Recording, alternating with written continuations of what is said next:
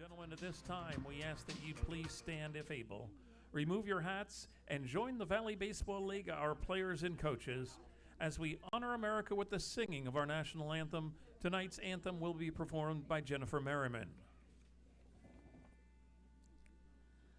Oh, say, can you see by the dawn's early light what so proudly we hailed at the twilight's last gleaming, whose broad stripes and bright stars through the perilous fight o'er the ramparts we watched were so gallantly streaming, and the rocket's red glare, the bombs bursting in air, gave proof through the night that our flag was still there. Oh, say does that star-spangled banner yet wave o'er the land of the free and the home of the brave? Thank you, Jennifer. Nicely done. Beautiful.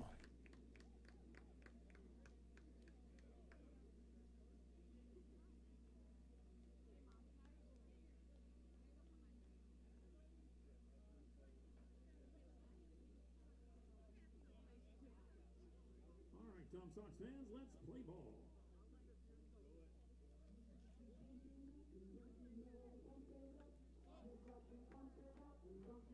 Setting the defense for your Tom Sox at first base, Luke Gobert.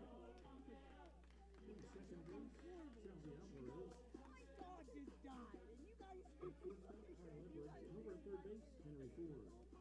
And in left field, Brady Gump. Playing center field, Sergio Rivera. And in right field, Nathan Fink. Behind the plate, Jacob Ferentz. And on the mound tonight for your Tom Sox, Mr. Tom Sox from the University of Georgia, number 1, Garrett Spikes. And just a reminder, fans, the concession stand is open till 9:45. They will have last call at 9:30.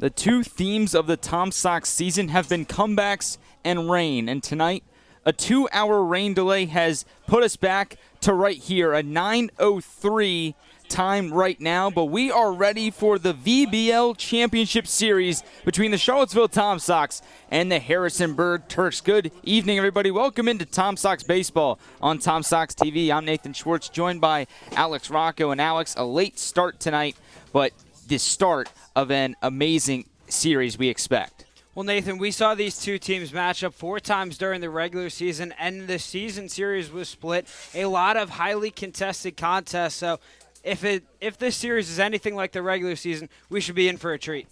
And the Tom Sox sending Garrett Spikes out onto the mound for Game 1, and he fires the first pitch in for strike 1 at 9:04.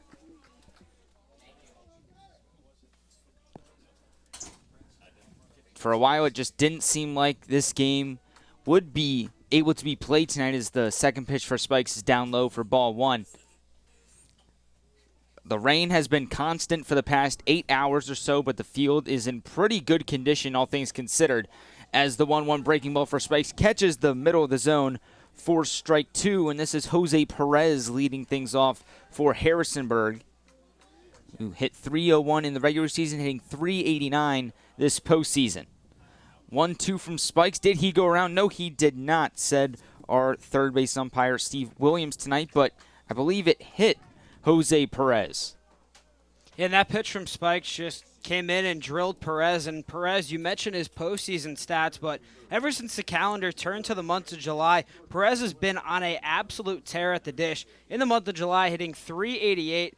Pair that with 2 home runs, 15 RBIs, and 8 multi-hit games. He really turned his season around because back on June 30th, he was only hitting 184, and things weren't really looking hot for him at the dish, but really turned in a strong second half of the year. And this is now Miles Hartsfield, the rising senior at Georgia Southwestern, stepping into the batter's box for Harrisonburg, hitting .412 this postseason, 7 hits and 17 at-bats. The first pitch from Spikes down low for ball one, and Hartsfield a 28 game on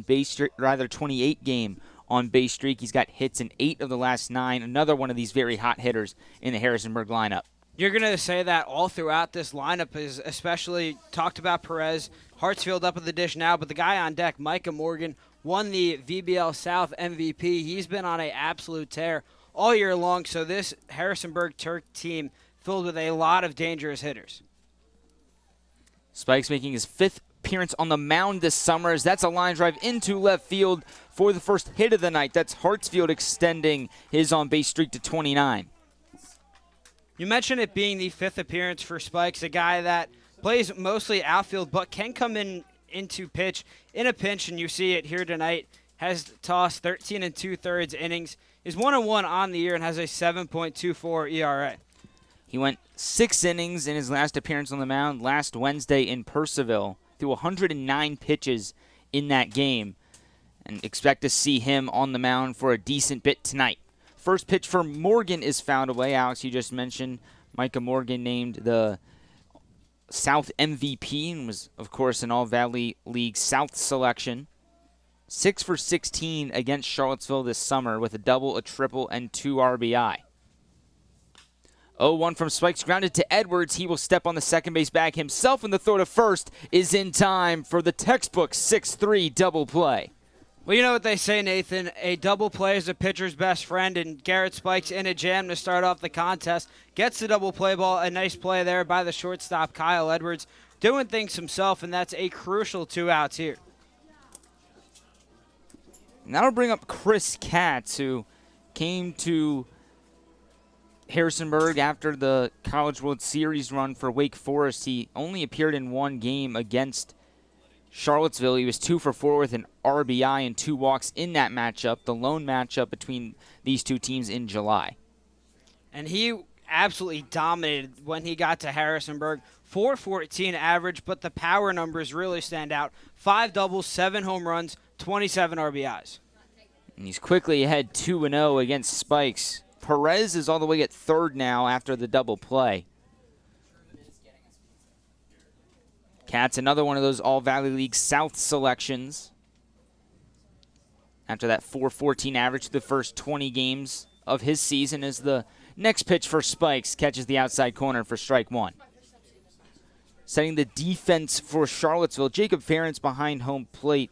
From left to right in the outfield, it'll be Gumpf, Rivera, and Fink. The infield looking a little different tonight for Charlottesville, as it's now 3-1 on Katz. Henry Ford and Kyle Edwards remain the same on the left side at 3rd and shortstop, but Salvi Alvarez is playing second base tonight. Luke Calveric, who's been pitching for Charlottesville this summer, is playing first, with a lot of the Tom Sox players back home. Bit of a roster clean out after yesterday's game. Bryce Martinez no longer with the team. Chris Arroyo no longer with the team. A slew of pitchers not with the team as well. Mark Perkins, David Utagawa, Mike Eggert, the 3 most notable. Connor Hanks was not with the team in the last series as well. Payoff pitch to Katz, and Spikes gets him looking with a breaking ball. Garrett Spikes gives up 2 base runners to begin the inning, but gets out of it with a double play and a backwards K. We head to the bottom of the 1st. Score still scoreless here in Game 1 of the VBL Championship Series.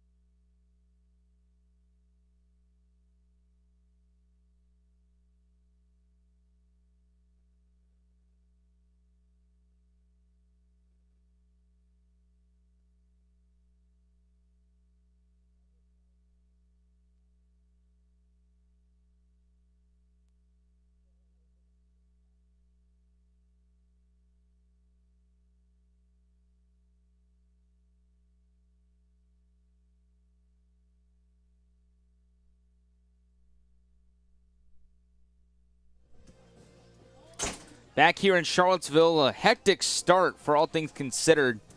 Found out just about 25 minutes before first pitch that we were going to be playing this baseball game, and then between getting the lineups, everything, and then the hit by pitch, the single to begin things for Harrisonburg, it was just a really whirlwind of a start. But things have settled down. 0-0 as we head to the bottom of the first here in Game 1. Nathan Schwartz, Alex Rocca with you. And Kyle Edwards back into the leadoff spot for Charlottesville. Let's go through this lineup. Edwards will be leading off. Aiden Teal jumping up a couple spots. He's batting second. Nathan Fink batting third. Henry Ford in that cleanup spot. Jacob Ferentz batting fifth. Brady Gumpf in sixth. And then the final three, Calveric, Alvarez, and Rivera. Edwards squares on the first pitch, pulls it back for ball one. And this is Robert Kelly on the mound for Harrisonburg, who absolutely shoved in his last appearance against the Sox. That's exactly right, Nathan. He went 7 innings, allowed 6 hits, only 1 run, walked 3, struck out 7. And going back to that game, that was an absolute pitcher's duel. Ryan Lynch got the start for the Sox that night. He went 5 innings. Kelly went 7 innings. It was a total pitcher's duel that Harrisonburg ended up pulling out the victory. Count 2-1 against Edwards. Ever since that start for Kelly against the Sox, he struggled a little bit, gave up 3 runs the following start, and then at least 5 earned runs in the following 2 afterwards. Looking to rebound after giving up 5 earned runs over 6 1/3 in his last appearance, Game 1 of the quarterfinals against Covington. Edwards turns away from the 2-2 delivery, so a quick full count from Kelly to Edwards. And Kyle has gotten hits in the last 3 games, just 10 for his last 61. As he pops this one up shallow right, Sean Barnett racing in, and he makes the catch for the first out. Mentioned Kyle having hits in his last 3 contests. He's put a lot of quality swings together, but he's facing, as we've detailed, one of the top arms in the VBL against Robert Kelly, so he's going to make Edwards and the rest of this Tom Sox lineup's lives difficult here tonight. Now, Aiden Teal, he's been hitting in the number 5 spot for a majority of the summer, all the way up into the 2 spot with the absence of Bryce Martinez, Chris Arroyo, to name a few, and he takes the first pitch outside for ball 1. Second offering from Kelly swung on and missed by Teal to even the count. And for Aiden, he's got hits in 9 of his last 13 games and is riding an 11-game on-base streak. Takes the 1-1 on the outside to make it 2-1, but a big thing that I've noticed, Alex, with Aiden, a lot more patient at the plate. He's got walks in 10 of that 11-game on-base streak. And during that 11-game on-base streak, 13 walks, and when you're taking off these quality pitches that these pitchers are throwing, they're going to have to come to the zone, and he is not missing his pitches. 12 for 32 in that stretch, including 3 home runs. Teal swings through a elevated changeup, and another full count incoming from Robert Kelly. Has struggled with the walk a couple times this summer. Gave up 3 in that last appearance against the Sox. And Teal right there, tough take, but it's inside, so a base runner for Charlottesville. And Kelly thought he got the call there, but did not get it, and Teal works a walk, a very quality at-bat. Now you bring up Nathan Fink, who's really been stroking the ball well, especially in the playoffs. Nathan Fink hits in 19 of his last 24 games, moving up just 1 spot in the order. This pitch catches the bottom of the zone for Kelly and quickly 0-1 against Fink. Nathan hitting .276 over all 6 games this postseason for Charlottesville. 6 RBI in those 6 games. Squares to bunt right here, pops it up. That's not something you're going to see very often from Fink. Yeah, I was about to say, this is the first... I think this is the first time that we've seen Nathan Fink try to lay down a bunt, but the bunt is not a rare concept to the Tom Sox. They like to play a lot of small ball, especially in these rainy conditions. Laying a bunt down, not the worst idea. Teal at first base after the walk. Kelly, the righty, deals foul ball for Fink, and the count remains 0-2. Fink finished the regular season hitting .329 over 23 games. 1 home run, that was a grand slam in the bottom of the 9th inning in a mid-July matchup against Culpeper. 0-2 offering from Kelly, lined past the batting cage and foul.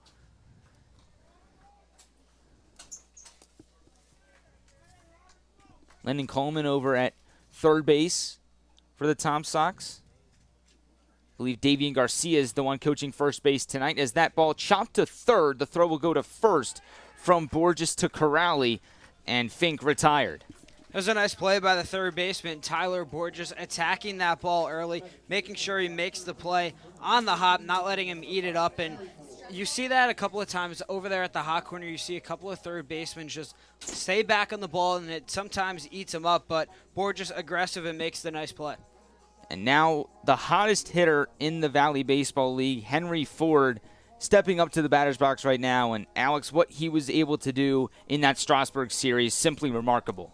3 home runs in that series. Almost every single hit that he had in that series went for extra bases in the postseason. He's hitting .533. Those 3 home runs, 4 RBIs. He is just dialed in at the dish. First pitch swinging, and he fouls it off to the right side. He's hitting .552 since July 24th. That was a doubleheader here against Woodstock. He has 10 RBIs in that stretch, 4 doubles, and 6 of his 7 home runs this summer. Kelly checks Teal at second in the 0-1 slider way outside to even the count. His home run last night led him to become the Tom Sox leader in home runs in a single season with 7. Flashing a lot of power. It's honestly hard to believe this kid's just going to be an incoming freshman. He takes the 1-1 pitch on the outside corner for strike 2, but you said it best, Alex. Knowing that he hasn't even taken a at-bat at Disharoon Park yet, it's really a good sign for Virginia baseball fans, knowing that such a talented player in Henry Ford is entering the program in the next couple weeks. 1-2 slider fouled off by Ford over the Harrisonburg dugout to keep the count at 1 ball and 2 strikes. Well, not just Ford. We talked about how hot Teal's been, but especially the guy on deck, Jacob Ferentz. All 3 of these guys committed to UVA will be playing with the Who's next year, so you've seen them dominate so far with the Sox. Hopefully they can continue it playing in Charlottesville. 1-2 offering from Kelly. He gets Ford to cut on and miss for strike 3. A strong start for Kelly to match the good bounce back top of the first for Garrett Spikes. No score after 1 here in Game 1 of the VBL Championship Series. We'll be right back with the top of the second here on Tom Sox TV.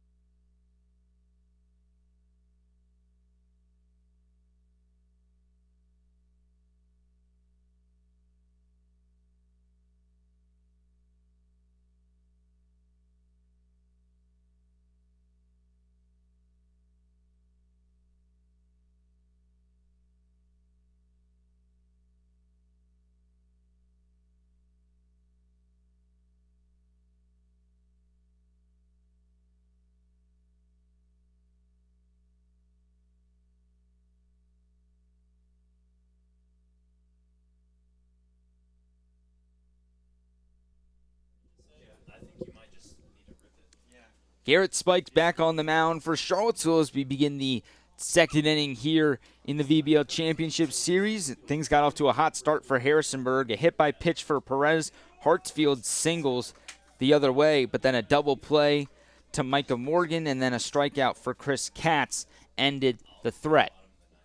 First pitch for Spikes, hit on the ground to the hole. Edwards puts a glove on it, but can't make the throw, and that will allow Sean Barnett to reach. That would have been a tough play for Kyle Edwards, going with the backhand deep in the hole there. Even if he did come up with that ball cleanly, would have been a tough throw over to first base to get Barnett, but he's on to begin the inning. Infield single for Sean Barnett, and quickly that brings up Tyler Borges to the plate for Harrisonburg. Borges hitting .571 this postseason, 8 hits and 14 at-bats. Takes the first pitch for Spikes for a strike. Borges riding a 13-game on-base streak, but he has struggled against the Tom Sox this season. No hits and 7 at-bats. Does have a walk in there as well.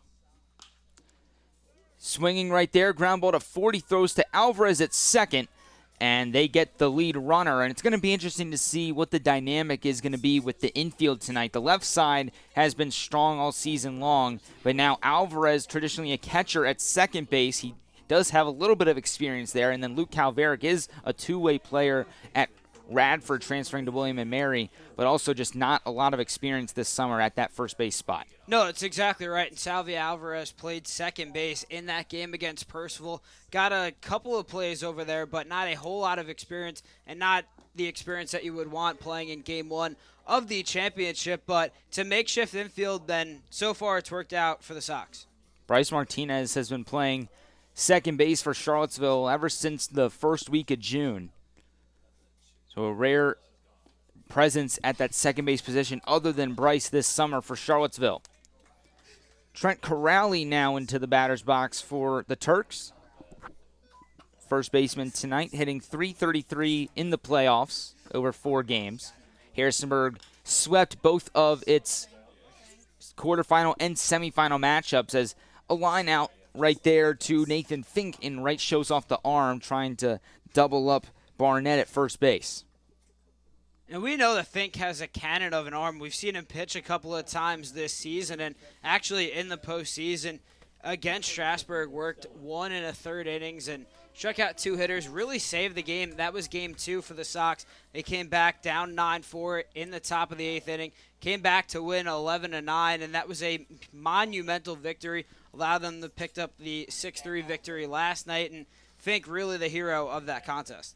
And here's somebody that Charlottesville has not seen this summer. It's Joe Stella, a rising junior at Georgetown. Takes the first pitch. The throw down to second by Ferentz is not going to be in time, and that's a stolen base for Borges. And Borges likes to run. That's his 3rd stolen base so far in this postseason. That's a big steal. Now you get a runner in scoring position for Stella, who like you mentioned, Nathan, the Sox haven't seen, but he's been crushing the ball so far in the postseason. Fouled away right there for Stella, and Harrisonburg wasn't able to capitalize on its opportunity with runners in scoring position in the first inning. Went 0 for 2 with that double play and strikeout. Now Stella another opportunity here, count even at a ball and a strike. 1-1 from Spikes. It's a slider. It's down low. For Stella, he spent the last 2 seasons at Barry. Started all 53 games this past season for them. Hit .353 with 5 homers and 51 RBI. 2-1 from Spikes, fouled away. That'll even the count at 2. But looking at Stella, only 1 game in the regular season for him. He's only appeared in 2 games this postseason, but swinging a hot bat, .429, 3 for 7. And did crush a home run and a double, so you clearly see the power from Stella there. And with a runner in scoring position, if he gets a ball in the outfield, Borges could come home and score. 2-2 from Spikes, goes with the slider, trying to get the chase. No bite from Stella, and the count goes full. Borges at second base after the stolen base. 2 away here in the top of the second. The payoff from Spikes. Popped up right side. This is Calveric. He's going to make the catch right on the line in foul territory for out number 3. 2 quality innings from Garrett Spikes. And we head to the bottom of the second here in Charlottesville.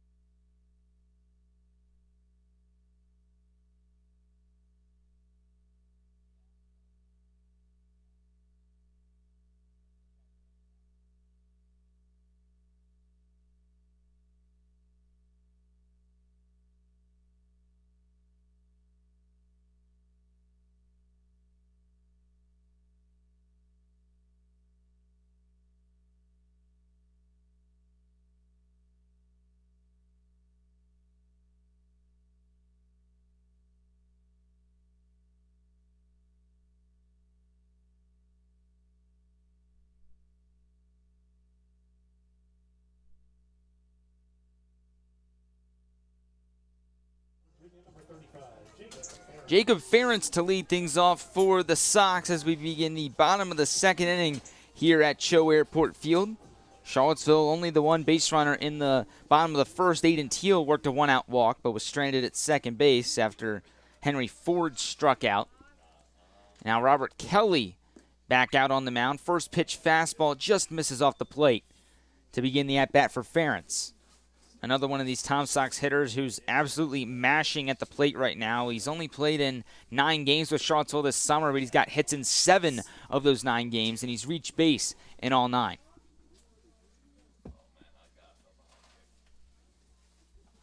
Kelly working out of the windup. The 1-1 offering fouled away by Ferentz to put the count at 1-2. Ferentz pretty steady between the regular season and postseason. 5 games in the regular season, hit .385. Through 4 games in the postseason, hitting .375. 11 total hits for him and 29 at-bats, and he gets plunked once again, throws the bat towards the dugout. It's the 6th time in just 10 games this summer Jacob Ferentz has been hit by a pitch. Well, Nathan, it always just seems like Jacob Ferentz finds himself getting plunked, but it helps him get on base, and with a lineup that has as much power as the Sox do, you always need those base runners, and whether it's getting hit by a pitcher, crushing a double or a home run, Ferentz is doing the job. A .636 on base in the regular season for Ferentz, .474 on base in the postseason entering play tonight. And that will tick up a little bit right there. And now Brady Gumpf steps in, the former Turk, and he cuts through the first pitch from Kelly for strike 1. Gumpf, in 19 games with Harrisonburg a year ago, only 8 hits and 44 at-bats. It's a .182 average, 5 RBIs and 2 doubles for him. Takes the second pitch of the at-bat on the outside corner for strike 2. And Gumpf, a lot of action later in the season. Really didn't play all that much in the month of June. Played in 22 games for Charlottesville in the regular season. Hit .228, and he's appeared in 3 games this postseason. That ball grounded up the middle and through for a base hit. Ferentz will round second but take a hard stop. And Brady Gumpf getting the first hit of the night for the Sox. Well, Gumpf really turned his season around. It was around mid-July where he was hitting just .178, but got his average up to .228. And so far in the playoffs, only 3 games played, but is 3 for 7, that average going up there after the single. And now Luke Calveric will get a chance to get an at-bat here for Charlottesville. He did have a couple of at-bats in the final game of the regular season in Purcellville. He was 0 for 3 with a walk in that game. He will square to bunt right here, and he pulls back for ball 1. It'll be interesting to see what Calveric is able to do at the plate tonight. He does have a lot of experience in the box throughout his high school and early collegiate career. Yeah, and you know, with 2 runners on and no out, the bunt definitely in play, especially with the hot-hitting Alvarez on deck. He tries to get one down, isn't able to do so as it rolls foul, but he might have experience swinging the bat, but bunting, a whole nother story. We'll see if he's able to do so right here. It would be crucial for Calveric to move Ferentz and Gumpf over 90 feet each, setting up a 2-runner in scoring position opportunity for Charlottesville with only 1 out for Alvarez and Rivera behind him. Kelly doesn't deal the 1-1. He tries to pick off Ferentz at second. Trent Corrali even with the grass at first base, as is Borges on the hot corner. Calveric does get this one down right back to Kelly. The only play is at first. The throw bounced but scooped up by Cam Harris for out number 1, and that sacrifice worked to perfection for Calveric and the Sox. That's a great at-bat there for Calveric, a guy who really hasn't seen a whole lot of pitches this year. Being a pitcher himself, only 3 at-bats, but doing a job laying the bunt down and getting 2 runners in scoring position for Salvi Alvarez, who has raked lately. Reminded me of before the universal designated hitter rule was implemented in the major leagues, how a lot of pitchers would just sacrifice bunt even with 1 runner on base just to get them into scoring position. That's exactly what Charlottesville did right there. So now Ferentz at third, Gumpf at second, only 1 away here in the bottom of the second. And Alvarez, who hasn't played in a couple days, cuts through the first pitch for strike 1. Yeah, and you mentioned Salvi Alvarez sitting out a couple of games. That's just a credit to Jacob Ferentz, who's really swinging a hot bat. Not really a detriment against Alvarez, who hit .316 during the regular season. 0-1 breaking ball eclipsed the bottom of the zone, and quickly 0-2 against Salvi, who did not play in the Strasburg series. He last appeared in Game 3 of the Front Royal series. 0-2 from Kelly, fastball, 3-pitch strikeout for Robert Kelly, and there's 2 away. That was a big strikeout for Robert Kelly, who had, after the bunt, 2 runners in scoring position with Alvarez, who was currently riding a 9-game on-base streak and just using the heat to blow it right past him, and now it forces Sergio Rivera to get a base hit. And Sergio Rivera, a complete 180 between the regular season and the postseason at the plate for him. Just a .229 average over 34 games in the regular season, but 7 hits and 12 at-bats this postseason. That's good enough for a .583 average. Yeah, he's really turned his season around, and it's also the threat that he provides on the base pass. 29 stolen bases so far this season, that being the regular season and playoffs included. But if Rivera can hit as well as he can run, it's a recipe for success. Second pitch outside against Rivera, and that'll even the count. 1 ball and 1 strike. Kelly been very efficient so far, other than the walk to Teal. He did clip Ferentz in a 2-strike count. Already 37 pitches, though. He's gotten the pitch when he needs to get the pitch in most at-bats. No swing there for Rivera to put the count at 2-1. But Kelly had a rough first inning in that 7-inning outing of his against Charlottesville back in early July, and then was essentially unhittable for innings 2 through 7. And in that game, it was... As that ball lined up the middle for Rivera, that is down for a base hit. Calveric, the sacrifice bunt, works to perfection and allows Ferentz and Gumpf to come home, and it's quickly 2-0 Sox. Well, Sergio Rivera continues to rake at the dish there, just lining the pitch from Kelly right back up the middle, and a good jump there by Gumpf over there at second base coming in to plate the second run. But just a credit to Sergio Rivera, who just continues to deliver for the Sox. Sergio Rivera with RBIs number 2 and 3 this postseason, his 8th hit in just 13 at-bats. And now Kyle Edwards in the top of the order, stepping in for Charlottesville. Kyle flew out to Barnett and Wright his first at-bat. Potentially see Rivera going off on the base pass. He stays put right here as the 1-0 breaking ball inside on Edwards. Rivera always a threat to run, detailed his speed a little bit ago, but especially with Kyle Edwards up, who is currently riding a 3-game hitting streak. If you get Rivera into scoring position, could be a dangerous threat. There goes Rivera, and Edwards swinging away, sends this one a mile high into left field. Maybe some trouble with the lights for Katz, but he's able to camp under it for the third and final out. A big 2-out knock from Sergio Rivera gives the Sox an early 2-0 lead as we head to the third here in Charlottesville.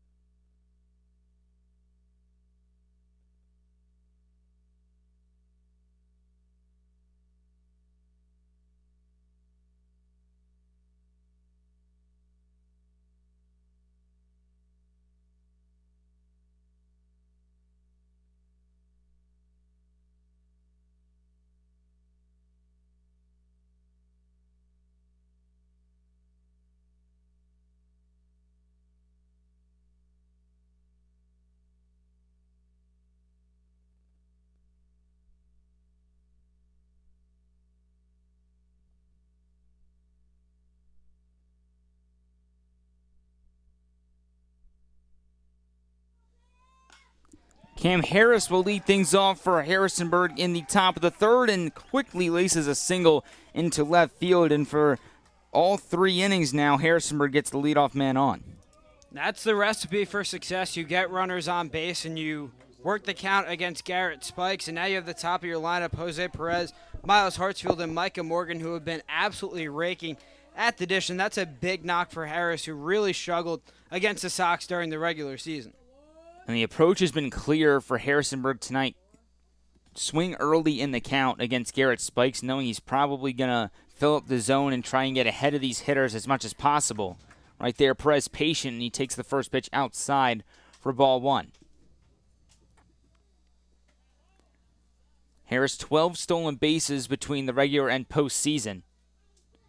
Stays put right here on the 1-0. This one lined past Alvarez and into right field. Back-to-back singles to begin the top of the third for the Turks. And we've seen this in all 3 innings. Harrisonburg just getting runners on base on Garrett Spikes, but Spikes able to work out of the jams in the first 2 innings. Now he's up in a big spot with Hartsfield up, and now you have 2 runners on with no out. Perez extends his hitting streak up to 9 games with that single. He's now got hits in 13 of the last 14 games. And now a big spot for Miles Hartsfield, who already has a single tonight. Looking to get the Turks on the board. He squares to bunt, and it goes foul behind Ferentz.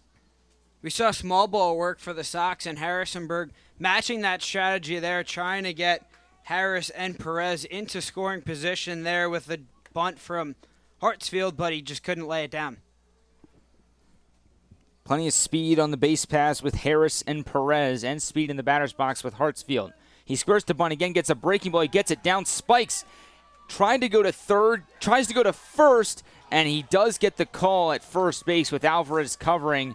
It looked like Spikes wanted to go to third the whole way, probably didn't have a grip on the ball with the grass being soaking wet, decides to throw to first and barely got it there in time. That was a bang-bang play there, and you saw Spikes pump fake the throw to first base, but put enough velocity on that throw to make the play over to Salvi Alvarez. But a good job for Hartsfield getting Perez and Harris into scoring position.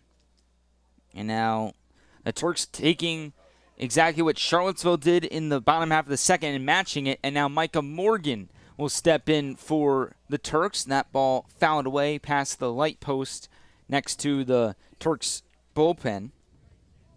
Morgan grounded into a 6-3 double play in his first at-bat, but has been raking and coming up in clutch situations for the Turks all summer long. 42 RBI in the regular season, only has 2 this postseason. That pitch gets away from Ferentz, and the Turks are on the board with the wild pitch. And Spikes just lost the handle on that ball, went way over the head of Ferentz, and an excellent jump for Cameron Harris over there at third base, read the ball the entire way and came in to score, and just like that, small ball leading to success for both of these squads. Wild pitch makes it 2-1 Charlottesville. Tying run just 90 feet away, and the infield will come in for the Sox. It's only 1 out. Deep fly ball would tie this game. 1-1 from Spikes, grounded to the right side. Alvarez dives, will hold the runner at third base. An excellent play by Salvi Alvarez. What a play for Alvarez, a guy who really hasn't played second base at all, ranging over, making the glove stop, looking back the runner in Perez over there at third base and making the easy throw to nab Morgan. That's a huge play that could pay dividends later down the line. For sure, if that ball even goes 5 feet to the left or right of Alvarez, it's a RBI single to give Harrisonburg back to a tie game. And now Chris Katz takes a pitch. It gets away from Ferentz. The tag by Spikes at the plate, not in time. And a wild pitch and a pass ball allows the Turks to tie things up.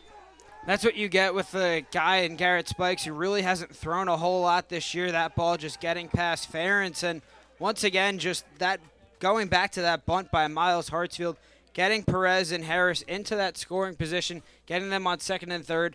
Anything could happen there. And just like that, a wild pitch, a pass ball, this game's tied up at 2. A very vocal Harrisonburg fan base out here tonight. A 9:04 first pitch, waited out the rain delay, made the hour trek from Harrisonburg to Charlottesville, and they're cheering on their team in droves right now. Game tied at 2 here with 2 outs in the top of the third. Game 1 of the VBL Championship Series. It's the first time for Harrisonburg. They're in the series in 11 years, and they won the championship back in 2012. Katz gets plunked with the breaking ball and another runner on base for Harrisonburg. And Spikes just lost a handle on that pitch, plunked Katz right in the back there. And Spikes now facing a hitter in Barnett who has struggled during the regular season, looking to get out of this inning. The inning continues here for the Turks. Sean Barnett already singled in this game. Takes the first pitch at the top of the zone for a strike. Barnett struggled against Charlottesville in the regular season, just 1 for 11. He appeared in all 4 of the regular season matchups. These two teams faced off 3 times in the first 2 weeks of the season as Barnett sends one deep to the left center field gap. Brady Gumpf at the track, able to make the catch for the third out. A couple of errors by the battery between Spikes and Ferentz allows Charlottesville to give away the lead. The Turks tie things up 2-2 as we head to the bottom of the third.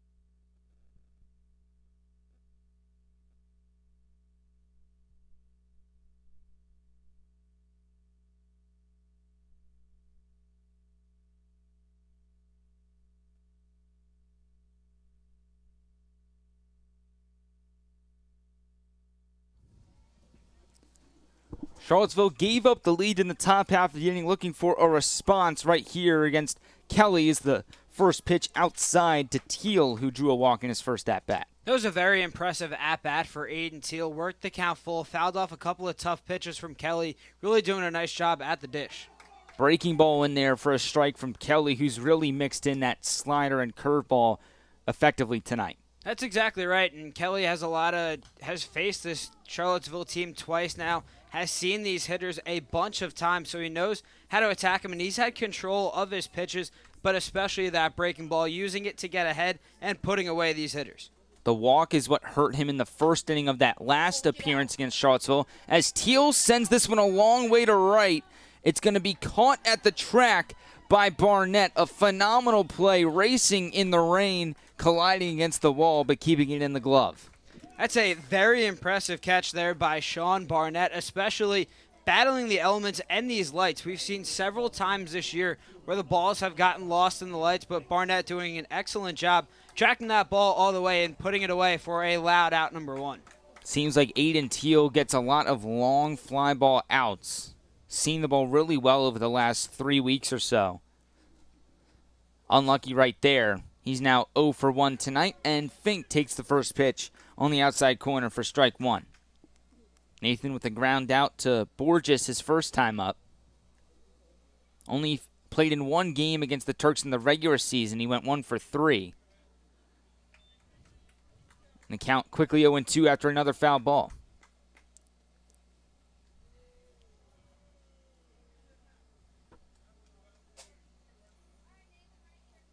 Fink red hot to end the regular season cooled off a little bit in this postseason. He was 12 for his last 30 in the regular season. That's a 400 average. 276 in the postseason. He cuts through the 0-2 curveball from Kelly. And that's the third strikeout of the night for the Turks right-hander. And Fink nearly lost the handle on the bat there after he swung and missed on the breaking ball there from Kelly. Checked his hands and grip immediately as that bat almost flew out. So Fink and these hitters battling the conditions. We mentioned it, the 2-hour rain delay definitely coming into effect, but helping out Kelly there. First pitch swinging again for Ford, and this one gets a little piece of our home plate umpire tonight, Austin Maychek. And both Bob Weiss and Lyndon Coleman will check in on Austin behind the plate. Matthew Pierman at first base, Steve Williams at third tonight for Game 1 of this VBL Championship Series. Interesting start to the game. Had the 2-hour rain delay. First pitch not until 9:04 p.m. Both teams threatened in the first inning. No team was able to score. Harrisonburg wasn't able to get anything to cross in the second inning after getting the leadoff man on. And then the Tom Sox put up 2 with a Sergio Rivera single. But then Harrisonburg comes right back and matches what Charlottesville did. A single, and then a sac bunt allowed for the wild pitch and the pass ball to tie the game. And now 2-2 here in the bottom of the third, quickly 2 outs after Teal and Fink have both been retired.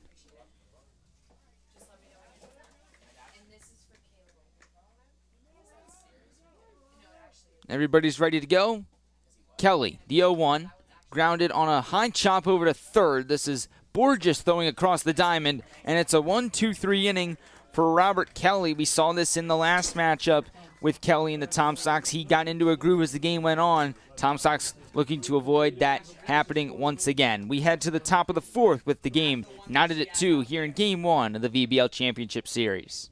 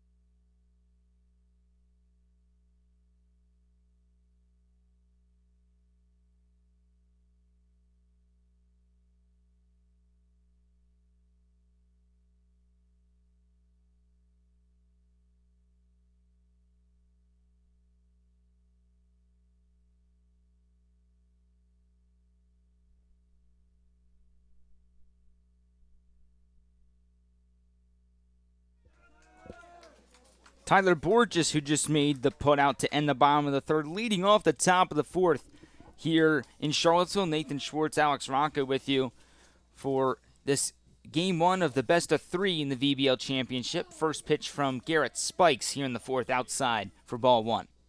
Borges really had a hot postseason so far in the 4 victories for Harrisonburg, hitting .571 with 1 RBI. Second pitch from Spikes, that's also down low.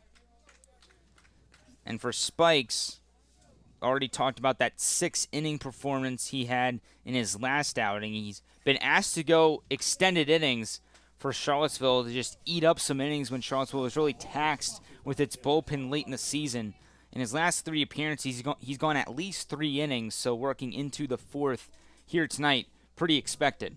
Well, that's exactly right, and especially with the Sox being so limited in the bullpen, just have a few arms out there, just 4 relievers available tonight, so you need Garrett Spikes to give you a lot of length, and those relievers, Caleb Ketchie, Lucas Cash, Davian Garcia, Braden Halliday. Jeremy Goins could be available. He did throw last night, did go 3 1/3 innings, so would be a little weird for him to get the nod from Lyndon Coleman, but expect Spikes to go deep into this contest. Yeah, Jeremy Goins probably not even eligible to pitch with the league pitch count in effect.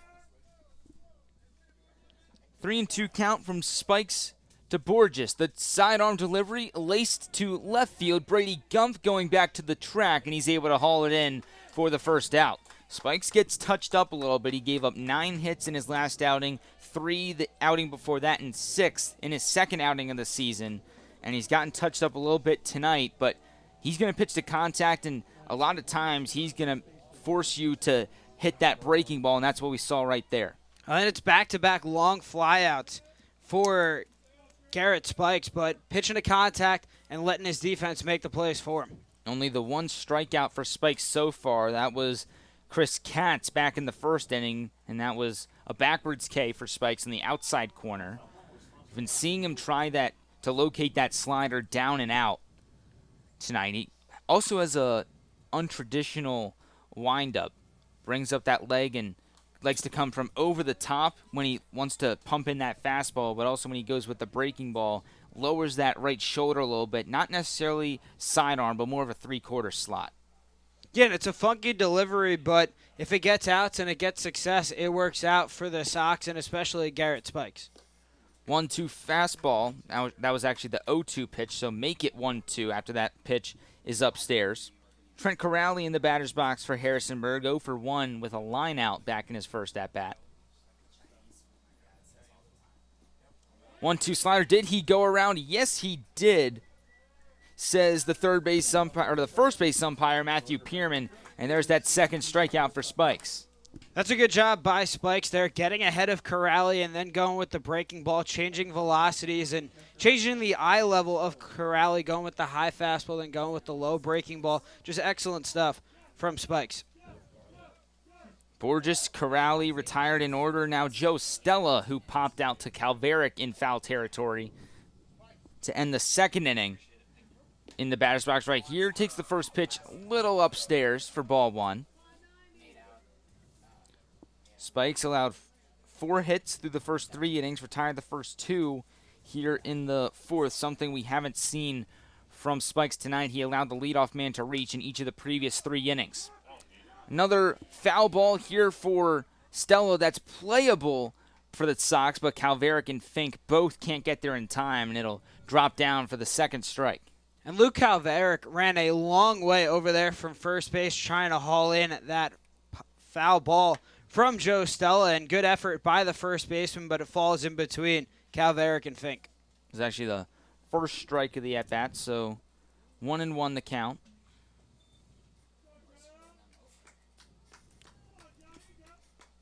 Mentioned Stella, not a lot of action this summer.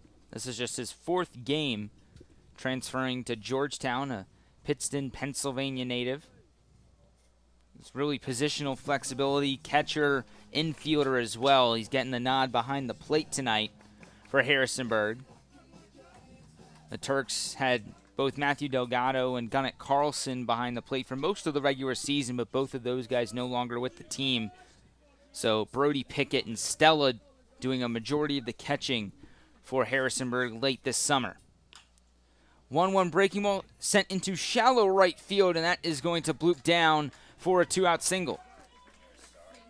That was just a good piece of hitting there from Stella. Stayed within himself with 2 outs and just floated it over the head of Salvi Alvarez and in front of Nathan Fink, and that's what this Harrisonburg team is going to need to do, continue to hit with 2 outs and move the chains. The 5th hit of the night for Harrisonburg. Now have a hit in each of the first 4 innings. 1 in the second, 1st, and 4th, and then 2 in that 3rd inning. First pitch to the number 9 man, Harris, is on the outside corner for strike 1. Harris singled and scored in that 3rd inning on the wild pitch. Looking to extend the inning right here after Stella had that 2-out single. Breaking ball down low, spiked in the dirt for Spikes. That'll even the count at 1. And believe it or not, Alex, this is the first time Charlottesville and Harrisonburg have matched one another in the postseason. Yeah, and I mean, these two teams, even throughout the regular season, splitting the season series 2-2, the two top teams in the VBL, they match records this year, 28 and 16. So these two teams are very even, Nathan. Very even. Surprising that they haven't matched up, but previously in the postseason, and this being the 8th season of Tom Sox baseball, Charlottesville has won 16 of the last 17 matchups between these two teams at this ballpark. The one loss for Charlottesville was the first matchup of the season series this year, as that 3-1 pitch for Harris sliced just foul down the left field line. It likely would have had extra bases and potentially an RBI for Harris, but instead it'll put the count full at 3-2. And you mentioned the 5 hits so far for Harrisonburg, all being singles, so that potential extra base hit for Harris would have been massive. And Stella with some speed over there at first base. Now he's going to be in motion, but baseball game of inches goes the way of the Tom Sox there. Expects Stella to go on the pitch. 3-2. He does. Breaking ball over the glove of Ford and down the left field line. Stella around second. He's heading for third. Weiss will send him home. Gumpf throw to Edwards. Edwards throw to the plate is offline. And Cam Harris now going to third. Ferentz's throw is dropped by Ford. A chaotic play, but ultimately an RBI double for Cam Harris, and the Turks have their first lead tonight. Well, that ball was roped down the third base line and nearly caught by Henry Ford, but that ball got caught up and deflected off of Ford's glove and ricocheted toward that bullpen and got caught up over there. So Brady Gumpf had to run a long way, which allowed Joe Stella to get the wave from Bob Weiss, come around to score, and heads up base running from Cam Harris as that ball ricocheted away from Ferentz, and he moves up an extra 90 feet to third base. We had the tease of that exact play, the pitch previously, with Harris lining one just foul, and then he straightens it out just enough to get over the glove of Henry Ford and put it in a spot where it just kind of rolled with the wet grass all the way into the bullpen, and neither Gumpf or Edwards had a really good grip on it. This ball chopped back to Spikes. He will run to the first base bag himself in classic Garrett Spikes fashion for the third out. But Harrisonburg takes the lead, an RBI double for Cam Harris. It's 3-2 Turks as we head to the bottom of the fourth.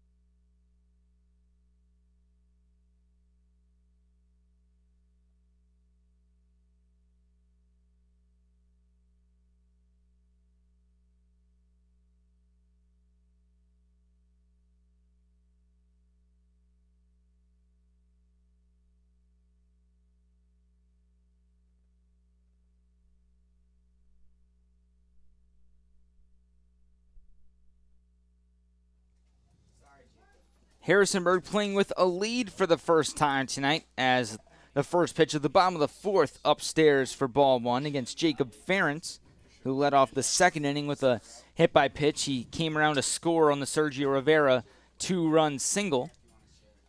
2-0 now the count on Ferentz from Kelly, who's been pretty efficient ever since That single for Rivera, retired 4 consecutive. He's at 53 pitches through 3+. But a 3-0 count to begin this inning. And Jacob Ferentz, ever since he's come to Charlottesville, in the 10 games that he's played, has reached base every single time as he draws a 4-pitch walk there. So he continues to get on, and that allows guys like Brady Gumpf, Luke Calveric, and Salvi Alvarez to hit with a guy on base and potentially even up this ballgame. Similar start for Charlottesville in the 4th as it was in the 2nd when Ferentz was hit by a pitch. Then Brady Gumpf followed that up with a single back up the middle. He's in the batter's box right now, swinging a hot bat this postseason. First pitch to Gumpf inside for a ball.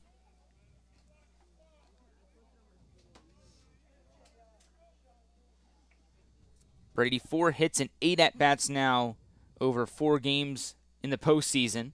Takes the second pitch of the at-bat on the outside corner, and that'll even the count at 1. Looking at Brady's overall stats, didn't appear in that game last night, the deciding game 3 between Strasburg and Charlottesville. He was 1 for 3 with 2 RBIs against Harrisonburg in the regular season. Fouls away the 1-1 pitch right there, so put the count at 1-2. And Gumpf only played in 1 game against this series in Strasburg, and in that contest, he went 0 for 2 with a strikeout. Pinch hit late in that game, replaced Aiden Teal late in the game after Chris Arroyo went into pitch. 1-2 breaking ball from Kelly. That's off the plate to even the count at 2. And one thing about Kelly, he's going to work deep into ball games. He's gone at least 3 innings in all 9 of his starts this summer as the 2-2 delivery fouled over the press box for Gumpf. He's gone at least 6 innings in 4 of his last 5 appearances. That lone exclusion was back on the 21st of July when he went 4 1/3 in a win at Purcellville. Another 2-2 from Kelly. He gets Gumpf to chase on the slider in the dirt. A beautiful pitch by Kelly, really tunneled that ball well. Well, you mentioned Kelly going deep into games, and that's been a trend for the Strasburg pitching staff. So far this postseason, all 4 starters have gone 6+ innings, and it really helps out, especially late in the season, if you can save your bullpen arms, as the Tom Sox really are limited with the bullpen. But this Strasburg team has Harrisonburg team, still confused on the last series, but Harrisonburg team has a lot of rested arms out in the pen. Luke Calveric still looking for his first hit this summer for the Sox, and takes a big swing right there on the 0-1, so quickly 0-2 against one of the Tom Sox relief arms.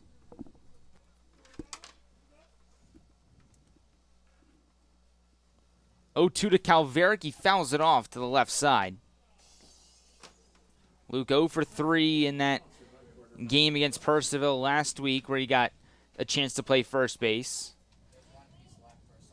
Likely only going to be playing first base tonight with Garrett Spikes being on the mound, one of the regular position players for Charlottesville. And another swing and a miss from Calveric right there, the 5th strikeout of the night for Kelly. And Kelly has that strikeout pitch working so far. He's getting ahead with the fastball, mixing in the off-speed pitch, and ever since the 2 RBI single for Sergio Rivera, Robert Kelly's been money out on the bump. Now Salvi Alvarez in the box struck out his first at-bat. One thing about Salvi, one of the better energy guys on the team. Everybody loves being around Salvi, and he's really turned his season around at the plate. Was hitting just 136 with about a week or 2 left in the regular season. Turned things way around, finished the regular season 316. He's just gotten 7 at-bats this postseason, but he is riding a 5-game hitting streak. Chops this one to third. Borges sits back on it, will fire the throw over to second base to get the lead runner Ferentz and end the threat for Charlottesville. The Turks cling on to a 3-2 lead as we head to the 5th here in Game 1 of the VBL Championship Series.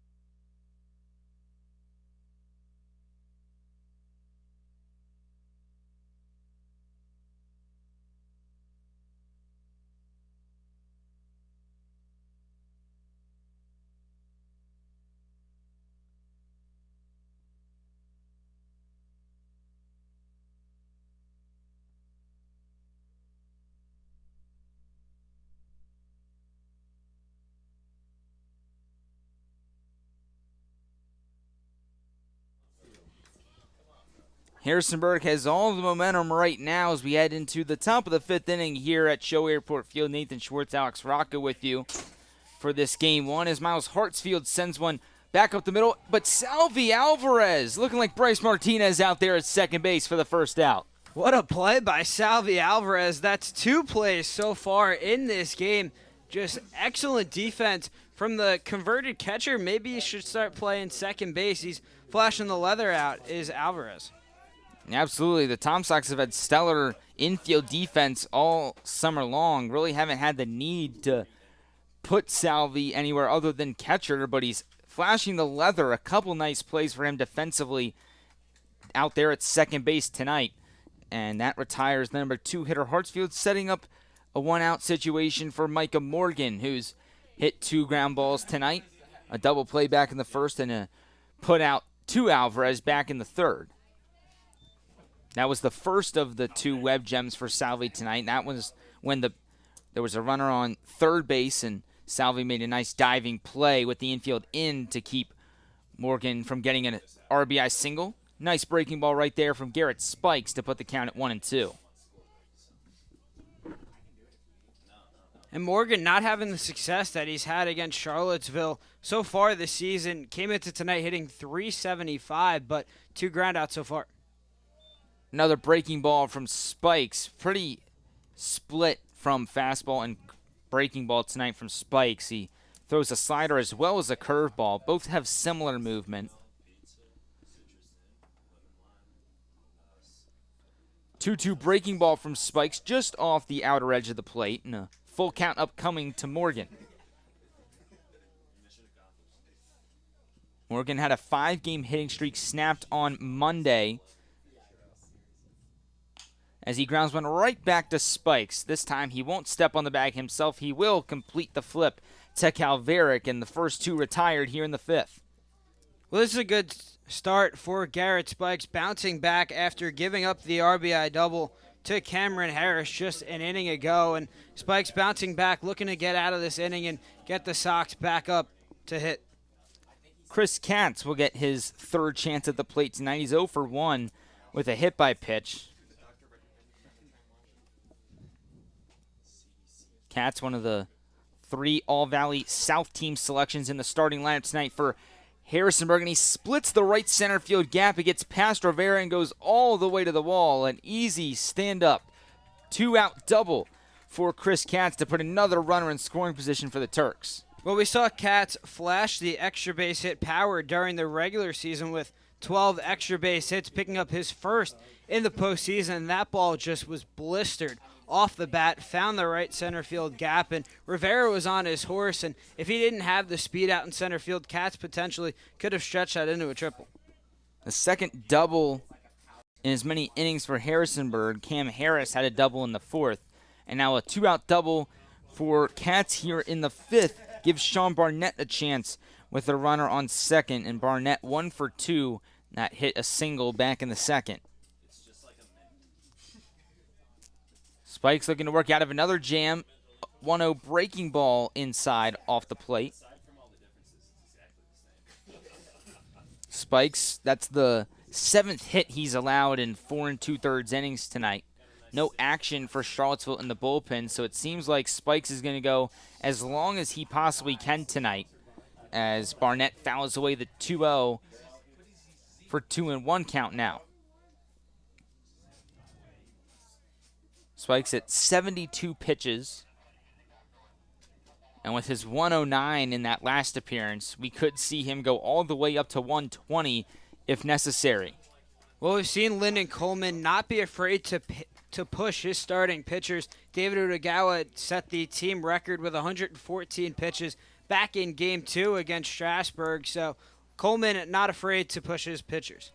And after the 2-out double, Sean Barnett draws a good at-bat and gets a walk, extending this inning for the Turks and bringing up Tyler Borges. Borges 0 for 2 tonight, and he grounded into a fielder's choice in the 2nd and flew out in the 4th. He did steal a base when he reached base with the fielder's choice in the 2nd. Chance for an RBI right here. First pitch pops it up. Ferentz, who made a phenomenal play to end the game last night here at CHO Airport Field on a pop-up right in front of the visiting dugout. Can't get that one, and it'll be a 1.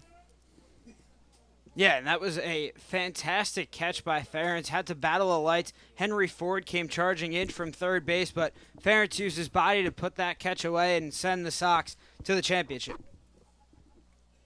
Cats at second, Barnett at first. High chop right there to Weiss over at the third base coaching box, but he lets it roll all the way to the fence. And a 2-strike count here on Tyler Borges. Spikes is allowed to run in each of the last 2 innings, looking to get out of the 5th unscathed. Spikes checks Cats at second, rocks to a set. Out of the stretch. The 0-2 back in the dirt, and a good block by Ferentz. Rolls all the way back to Spikes at the mound. Keeps the runners put. We've seen a couple of pitchers get back to the backstop, and that's how Harrisonburg scored their first 2 runs. And nice job by Ferentz keeping the ball in front and keeping both runners at bay. Spikes now with a 1-2 count. The delivery sliced towards right field. Nathan Fink was playing shallow, and he hauls it in for out number 3. A 2-out scare for Charlottesville, but the Turks come up empty as it's 3-2 Turks heading into the bottom of the 5th here at CHO Airport Field.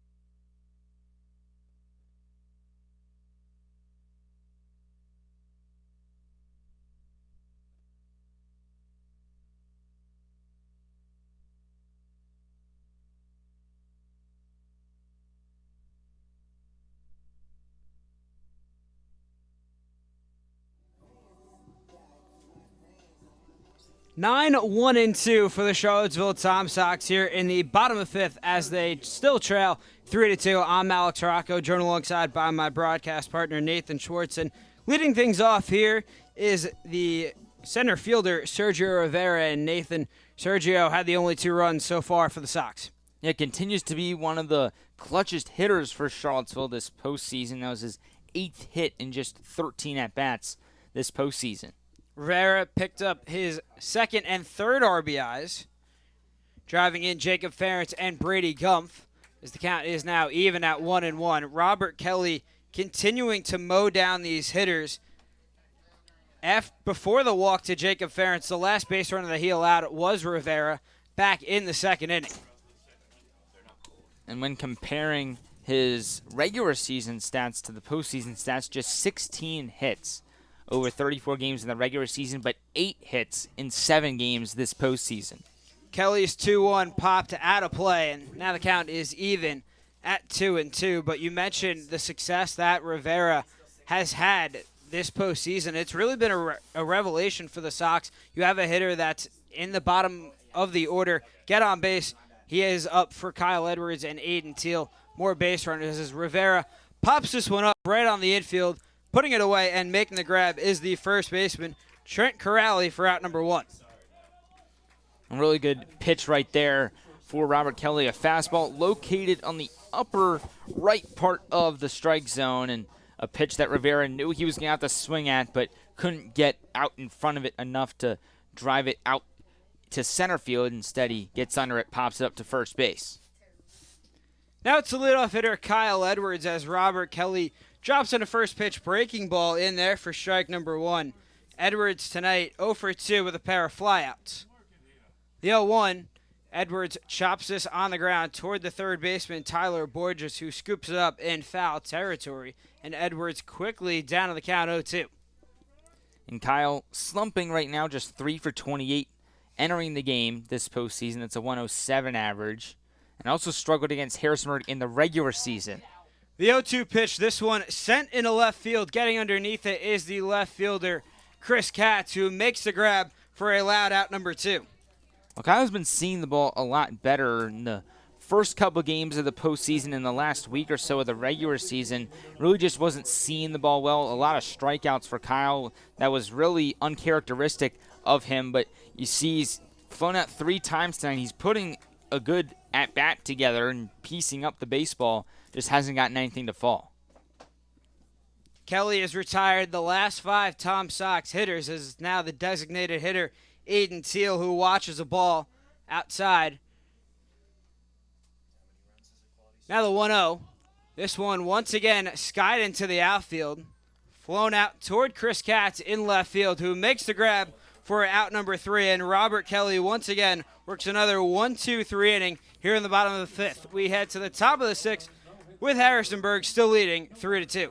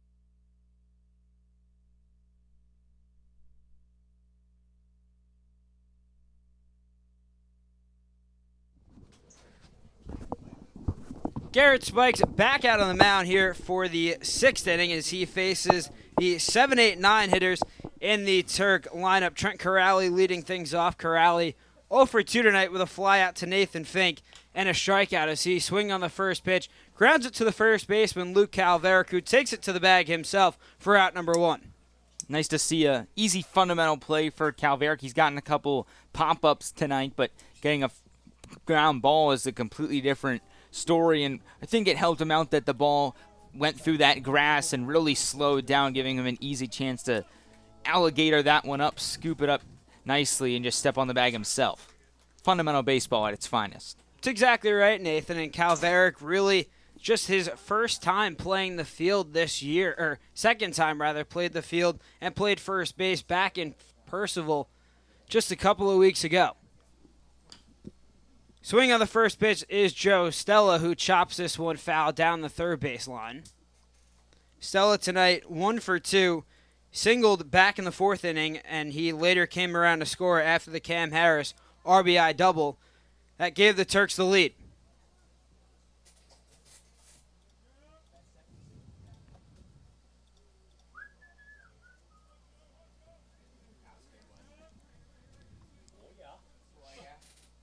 Spikes now gets a sign from Ferentz. Kicks and deals the 0-1. His slider outside, even in the count at 1. Spike's now upward of 80 pitches at 81, and you're going to wonder when will the fatigue start to set in. He finished pretty well in that Percival outing, but you never know. This is a really sound lineup right now for Harrisonburg. We've already seen a lot of the hitters in the lineup do damage off of Garrett Spikes, and right there, Stella with his second single of the night, so it's only a matter of time before Harrisonburg really starts to do some significant damage, with the fourth time through the lineup coming up right after this at bat for Harris. Back-to-back singles for Joe Stella, and now it brings up Cam Harris, who's 2 for 2 with an RBI, and the Tom Sox bullpen still quiet as Spikes pours in a first pitch strike to Harris.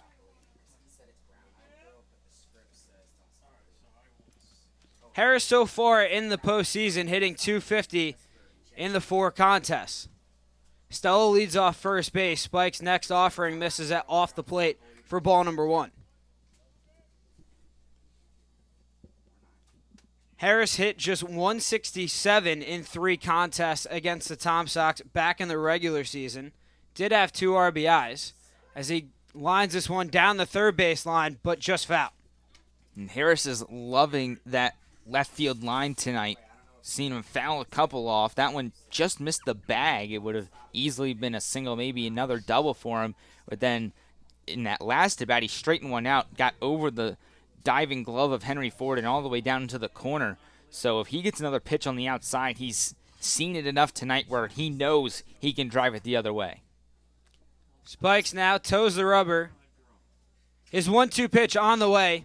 This one chopped right back up the middle, fielded by Alvarez, flips to Edwards, makes the throw in time to nab Harris.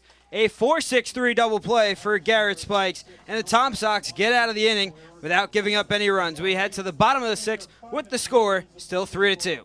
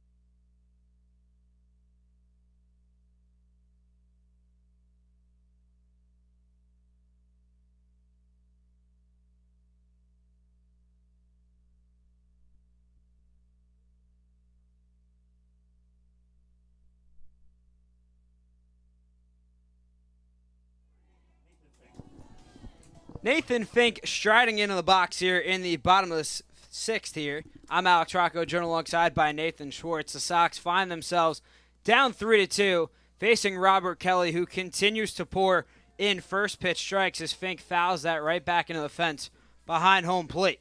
And the first pitch strike is really what's allowed Kelly to go deep into a lot of these ball games. He gives up a lot of hits. He's given up at least 4 in 8 of his 9 appearances. Entering tonight, he's only given up 2 hits so far tonight. Both came back in that second inning, so one of the more efficient outings for Kelly this season tonight. Fink chops the 1-1 offering foul, and now the count moves to 1-2. This is the 3rd time that Robert Kelly has faced the Tom Sox. He's 0-1, thrown 11 innings, only given up 3 earned runs in his first 2 starts. Fink chops another ball foul right near home plate, and Fink stays alive here. This is a way different Charlottesville team that Kelly's facing tonight than he did back in that first appearance. The lineup in that first game for Kelly that he started against Charlottesville. Connor Hanks was in that lineup. Derek Williams, Alex Boucher, David Wiley were all in that lineup. So 4 guys, and Bryce Martinez was as well. So you have 5 guys that were in that lineup in that first start that aren't here anymore. Gumpf, Alvarez, Edwards, and Rivera were in that lineup. Similar lineup in that July 10th outing as well for Kelly. So really he's been able to adjust pretty well. The 2-2 pitch in the dirt. Fink tries to check his swing, but cannot. And Robert Kelly gets another punch out to begin the bottom of the 6th. And for Kelly, he's had the strikeout numbers a lot this year. Didn't have a ton of strikeouts in his last appearance on the 27th. Only had 2 in 6 and a third innings, but had at least 5 strikeouts in each of his previous 5 starts before that. And that was number 6 right there. Now it's Henry Ford who puts a drive into this one deep in the left field. Tracking it is the left fielder, and he runs out of room. Ford hit that ball a mile, but that ball was well fouled. Well, it seems like he's been hitting a lot of balls a mile long so far in the last couple weeks. You mentioned earlier, Alex just became the single-season home run king for the Tom Sox with his 7th home run of the season last night. The 0-1 from Kelly bounces in the dirt, and that makes it even more impressive, the fact that Henry Ford missed 3 weeks in the season and went through a slump when he came back, as Ford skies this one into center field. Getting underneath it is Miles Hartsfield for out number 2. And just the efficiency for Robert Kelly is really what has impressed me. The last base runner for the Sox was when Jacob Ferentz led off the 4th with a walk. So Kelly's retired the last 8 in a row against Charlottesville, and now has a chance to make it a clean sweep of the lineup if he can get Ferentz out right here. 87 pitches for Kelly as Jacob Ferentz watches a pitch miss in tight for ball number 1. Ferentz, no official at-bat so far, was drilled by a pitch back in the 2nd inning and walked back in the 4th as he waves through a pitch there from Kelly, evening the count at 1-1.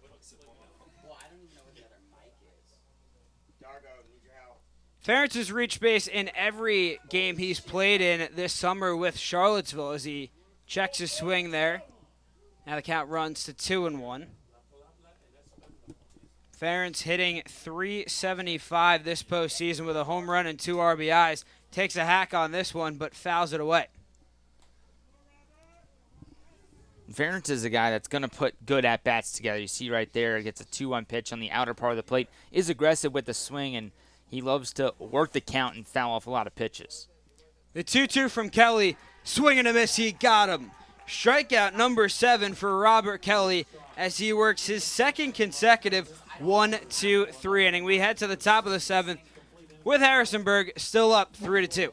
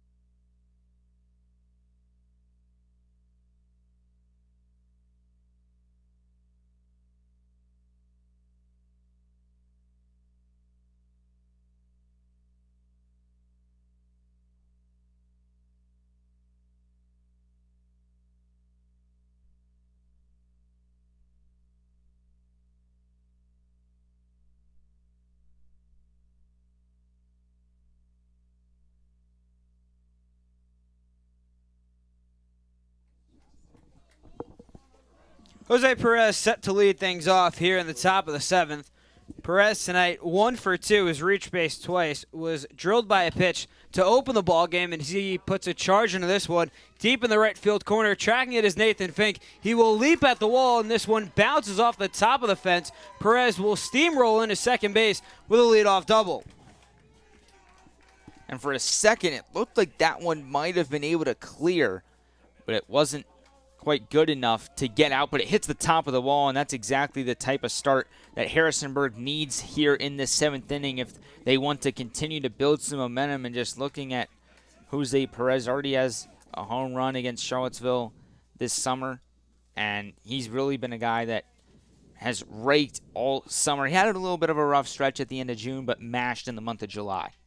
Perez went 3 for 5 with 2 doubles in the last contest, picks up his 3rd double this postseason as Spikes steps off the mound and throws a pickoff move to try and nab Perez, but he dives back in safely. Now it's Miles Hartsfield up with a runner in scoring position, and Spikes starts him out with a first pitch fastball just off the plate.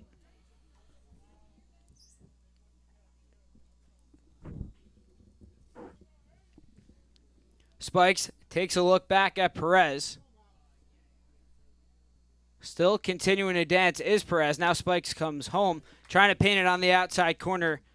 Doesn't get the call there, and now Hartsfield up in the count 2-0.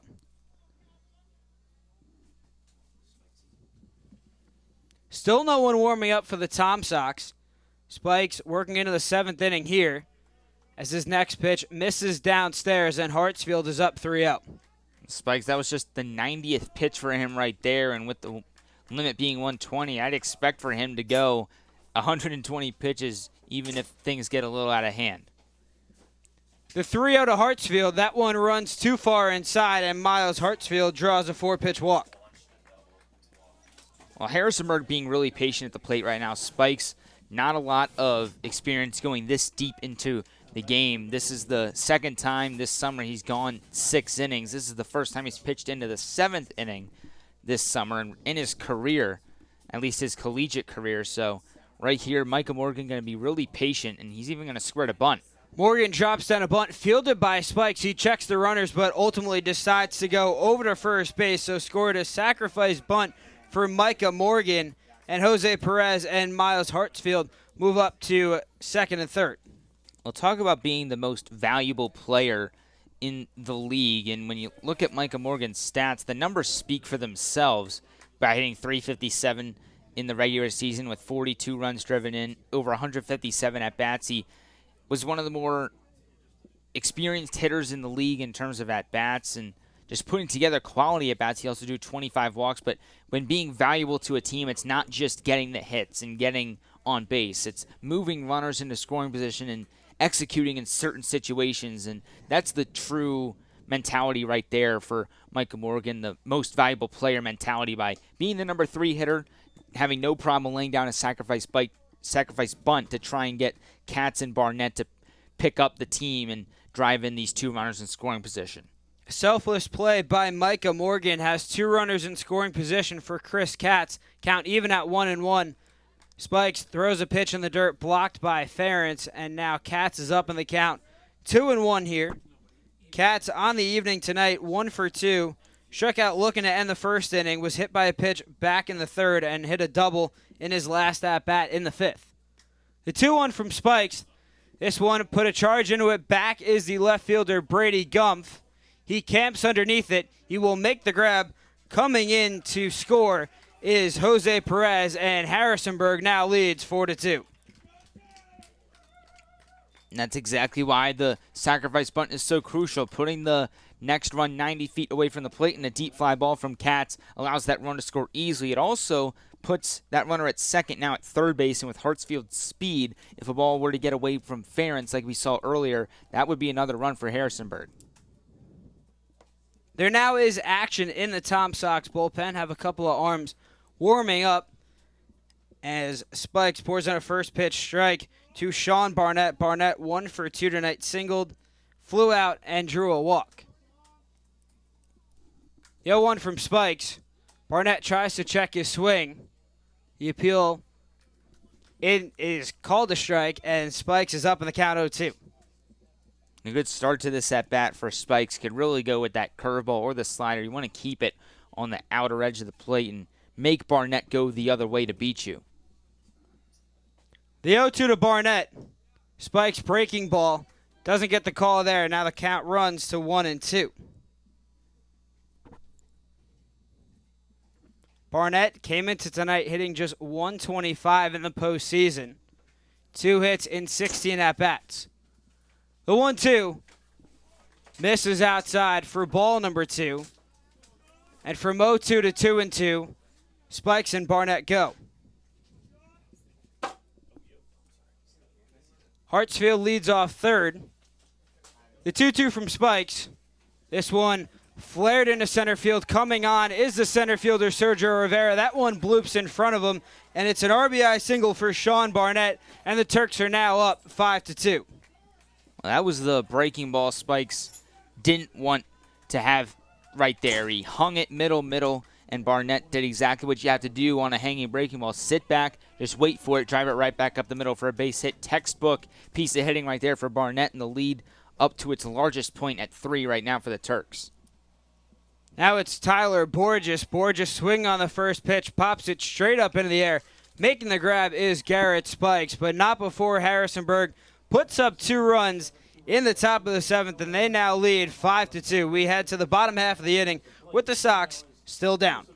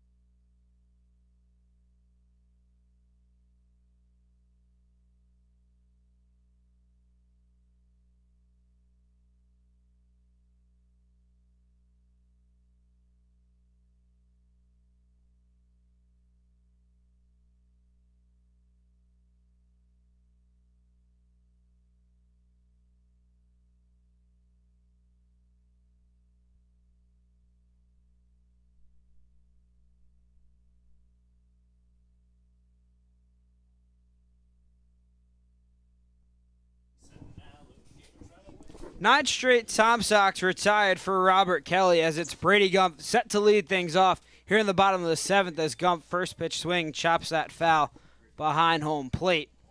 It's just one of these classic funks for the Charlottesville lineup. We've seen it a lot, especially at home this summer, where it's just a 2 or 3 inning stretch where the offense just goes red or ice cold rather, and then the comeback Sox tend to come out in the 7th, 8th, and 9th innings, sometimes extra innings, as we saw the other night in Strasburg. So this game's certainly not out of reach for Charlottesville, but Kelly's absolutely dealing right now. Sox find themselves down 5-2 as Gump pops this up a mile high. Getting underneath it is the shortstop, Jose Perez, who makes the grab for out number 1. And for Kelly, he's been really efficient. That was just pitch number 95 for him. And with this being his last outing of the summer, no matter what, I'd expect to see him go as deep as Bob Weiss feels comfortable letting him go. Now it's the first baseman, Luke Calveric, who tips that into the glove of the catcher, Joe Stella. Calveric tonight laid down a sacrifice bunt in his first at-bat and struck out swinging in his second as he is quickly down on the count 0-2 here. Kelly working quickly. The 0-2 to Calveric misses way outside for ball number 1. Calveric, just 3 at-bats coming into tonight. Did hit a lot back in high school as he just fouls this down the third baseline to stay alive. As a senior in high school, Calveric batted .426 with 22 RBIs. Kelly, out of the windup, kicks and deals. That one misses above the belt for ball number 2.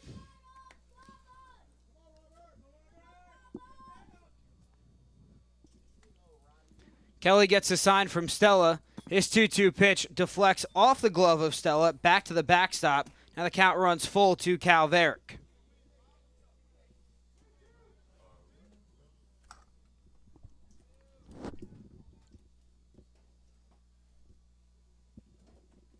Kelly's full count pitch misses for ball number 4. That ball goes back to the backstop, and Luke Calveric is on for the first time tonight, and it's the first Tom Sox base runner since Jacob Ferentz worked a walk back in the bottom of the 4th.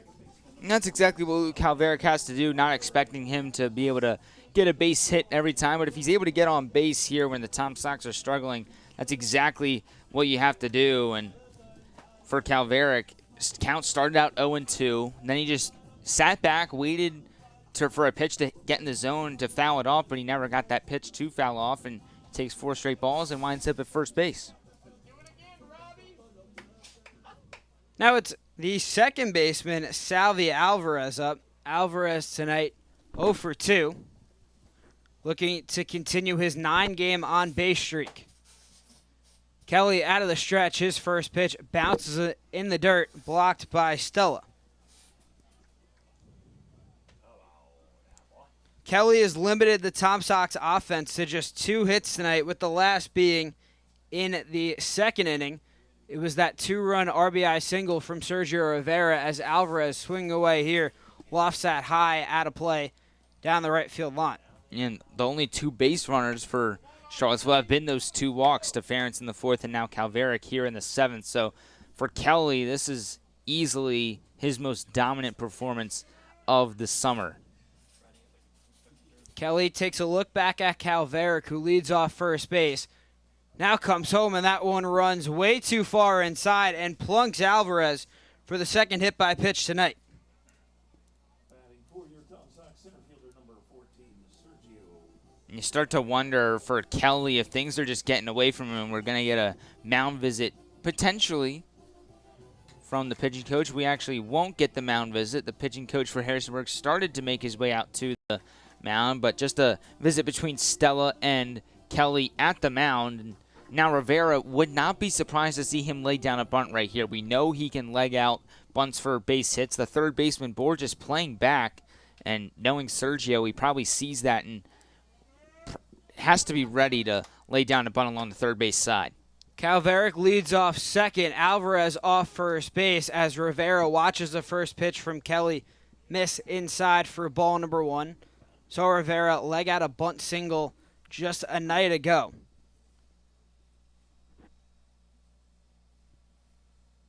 The 1-0 from Kelly in there for strike number 1. That Borges at third base still playing back. Even the first baseman, Corrali, playing right in line with the grass. So plenty of room for Rivera to do it. But with the speed of Calveric at second, definitely would be a dicey roll of the dice. Rivera swinging away here as he lofts this down the left field line. Coming in as the left fielder, Chris Katz, who makes the running grab for out number 2.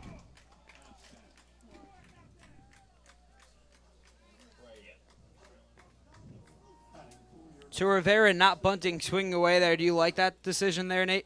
I think it's definitely something that Lyndon Coleman wouldn't have done if Sergio was not swinging one of the reddest hot bats in the lineup right now. A 2-run single in the second. He's been seeing the ball better than most hitters in this lineup recently, and even though you know he has that bunting ability, he has had the chance to drive in a run multiple times over the past couple of games and has executed. So Lyndon Coleman trusted Sergio to try and make something happen, and he was just a little too impatient. Now it's Kyle Edwards who swings at the first pitch, pops it up a mile high, and making the grab is Cam Harris for out number 3. Charlottesville gets 2 runners on, but Robert Kelly works out of the jam as we head to the top of the 8th with the Turks still up 5-2.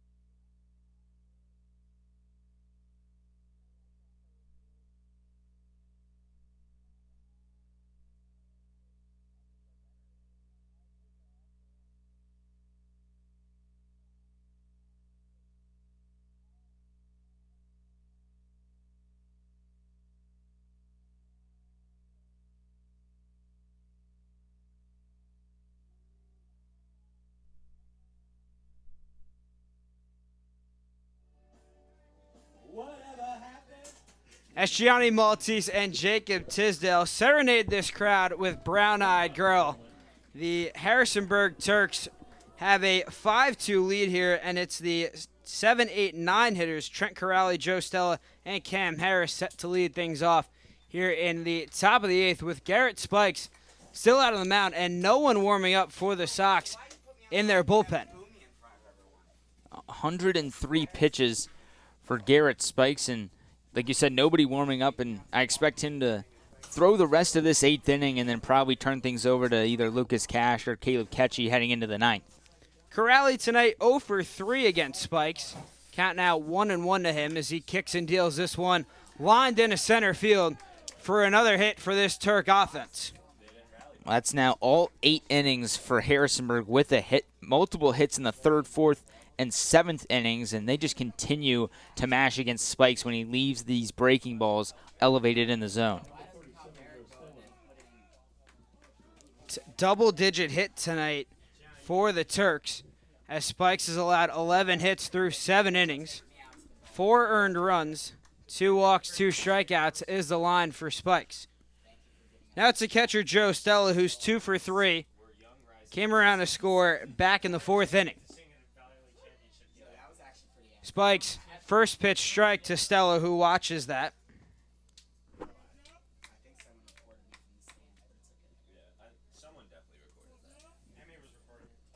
Stella came into tonight hitting 3 for 7. Only continues to add to his average as the next offering from Spikes misses way off the plate. And the bottom of this lineup for Harrisonburg's really impressed me tonight. 2 hits for Stella and Harris, and 4 multi-hit performances overall in this Harrisonburg lineup.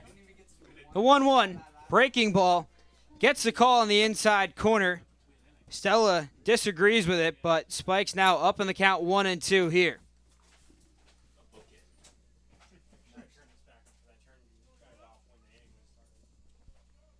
Corrali leads off first. The 1-2 from Spikes misses way high. Count now is even at 2-2. And starting to see Cash warming up in the bullpen for Charlottesville with Spikes approaching the 120 pitch mark.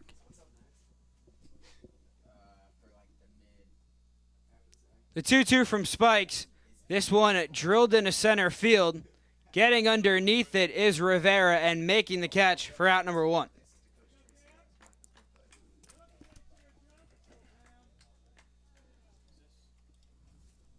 Now that brings up Cam Harris, who's had a couple really good at-bats tonight. A single to lead off the 3rd, in which he came around to score on the wild pitch. Then an RBI double down the left field line in the 4th. Did ground into the double play in the 6th, but hit the ball really well. So he's seeing the ball better than anybody in this Harrisonburg lineup tonight and getting a fatigued Spikes. And Cam Harris drills this one into right field. That'll get over the head of Nathan Fink. Harris goes into second base. Moving up into 3rd is Trent Corrali. And the Harrisonburg Turks have 2 runners in scoring position. Well, I just got off by saying that Garrett Spike's starting to get more fatigued, and Harris, if he gets a pitch over the plate, he's likely going to hit the ball hard and into a gap, and he just hits one over Fink's head right there, goes all the way to the fence. It probably would have been a triple had it not been for Stella having to hold up, or rather Corrali having to hold up between first and second base, and now another chance for the top of this Harrisonburg lineup with 2 runners in scoring position. It's Jose Perez up as he watches the first pitch in there for strike number 1. Sox bringing the infield in here with 1 out in the inning. Double from Harris, his second tonight, his 3rd hit. The 0-1 off-speed pitch misses downstairs, evening the count at 1. Perez tonight 2 for 3, has also scored twice. 1-1 from Spikes. Breaking ball way outside. The play simple for Charlottesville. Ground ball, gotta check the runner at third, go home if he takes off, and make sure you get that lead runner. Corrali leads off third as Spikes once again misses way outside, and like we've talked about, Nathan, the fatigue really starting to set in for Spikes. Yeah, and really has to dial in and throw over the plate, but when he's been throwing the ball over the plate, it's been right down the middle. Perez fouls that pitch right back into the fence. Bring up a full count here.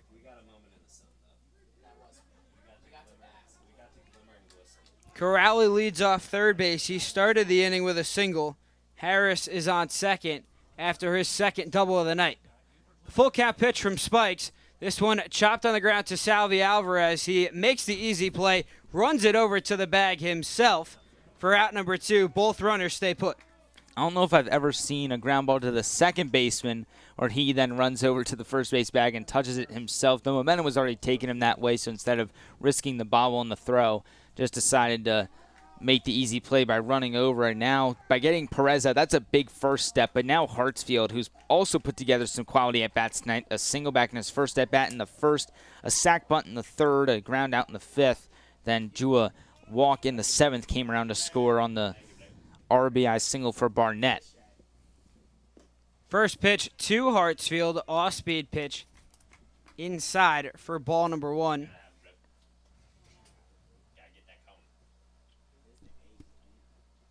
Hartsfield came into tonight hitting just .250 against the Sox, small sample size, 1 for 4, and now before the next pitch from Spikes, Lyndon Coleman coming out to the mound, and Lucas Cash coming in. Yeah, Spikes hit that 120 pitch mark right on the dot, so David Udagawa had that record for the Tom Sox for about 50 hours. Now Garrett Spikes now holds the record for the most pitches thrown in a single game in Tom Sox history, and what a gutsy performance from Spikes. Not the traditional pitcher. He's going to throw a lot of pitches over the middle of the plate and not necessarily locate, but he's going to bring the heat and has a lot of spin on his breaking ball, and he gave it his all tonight. 7 2/3 innings, 12 hits, only 4 earned runs allowed thus far, recorded 2 strikeouts, only walked 2 batters as well. Did enough to give Charlottesville some length, and now Cash probably going to go the rest of the way. And if this score holds, at the very least, he saved the remaining arms for Charlottesville for a do-or-die game 2 and 3 if necessary. Spikes left it all out on the field, and now it's Lucas Cash's time to close out this ball game. We will step aside for a quick break. Stay tuned for more baseball right here on Tom Sox TV.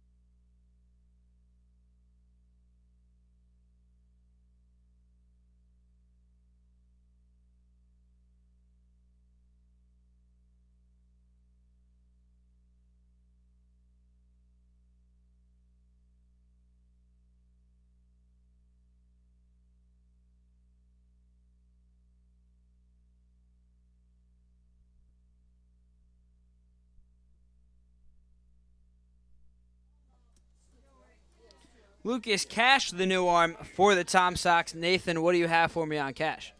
Yeah, Cash, he's only pitched a couple times this summer. He's one of the returning arms for Charlottesville. He's only had 3 appearances so far in the regular season, 1 in the postseason, and that last appearance was in Game 1 against Strasburg. He went an inning and a third, only gave up 1 hit in that matchup, and now tasked with a big opportunity here.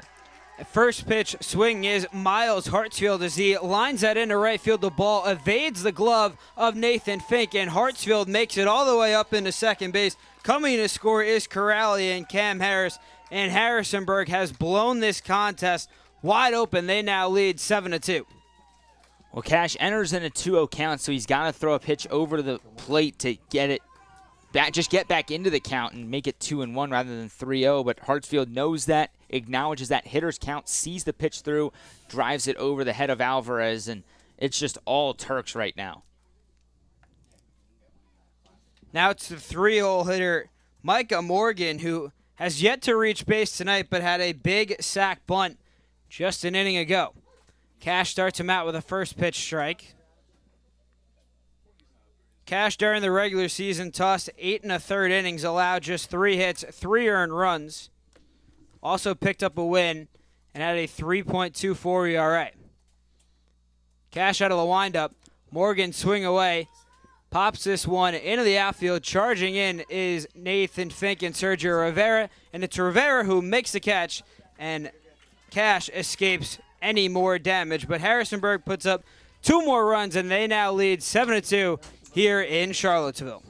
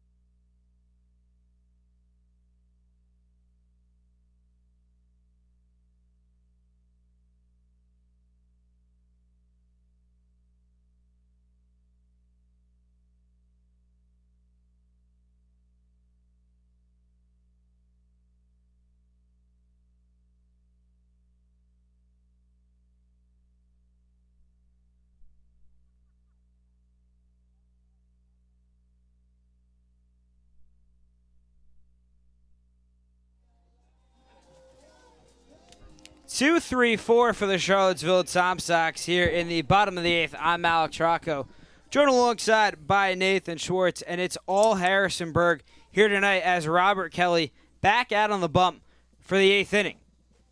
Kelly begins the at-bat against Steele with a first pitch ball. And Kelly's going to match exactly what Spike did. He's at 110 pitches right now. No reason to hold back, and with the way he's been pitching tonight, you got to let him get to that 120 dead drop. The next delivery from Kelly in there for strike number 1, evening the count at 1-1. Kelly's next pitch fouled away by Aiden Teal. Teal tonight 0 for 2. Did walk back in the first inning.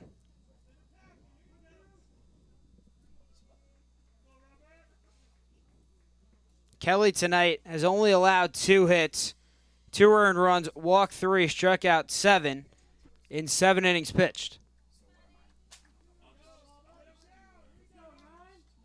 1-2 is the count to Teal here. Kelly out of the windup. The offering runs too far in sight for ball number 2.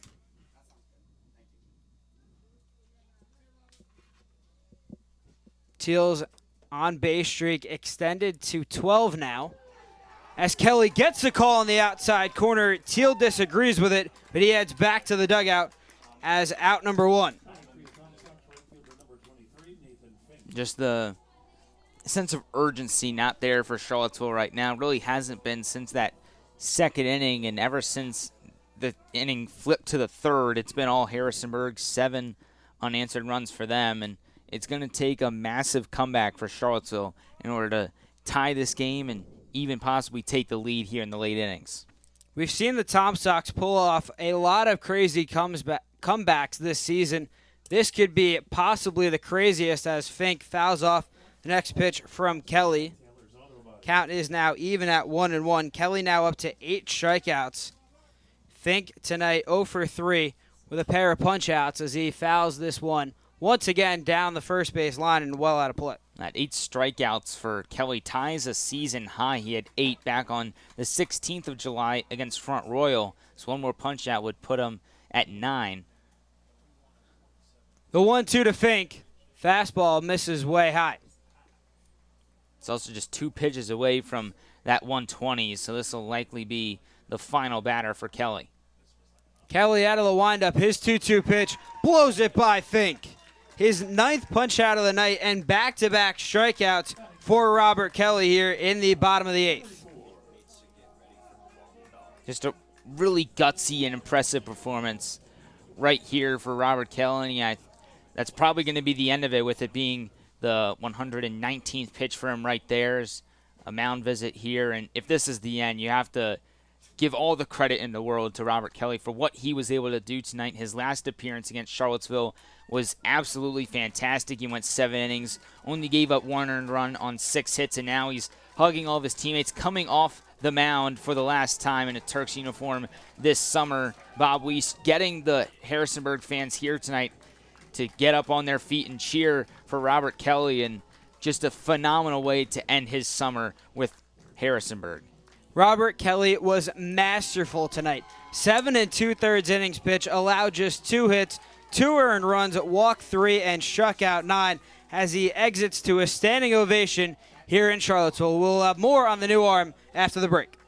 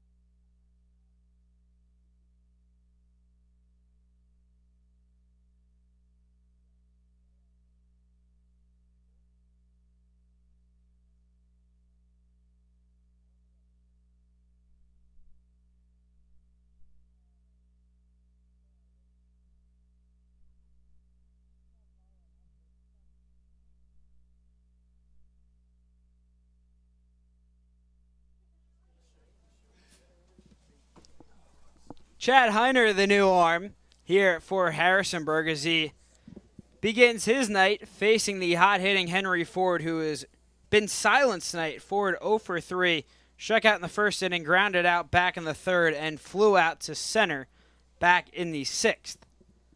First pitch from Heiner runs too far inside for ball number 1.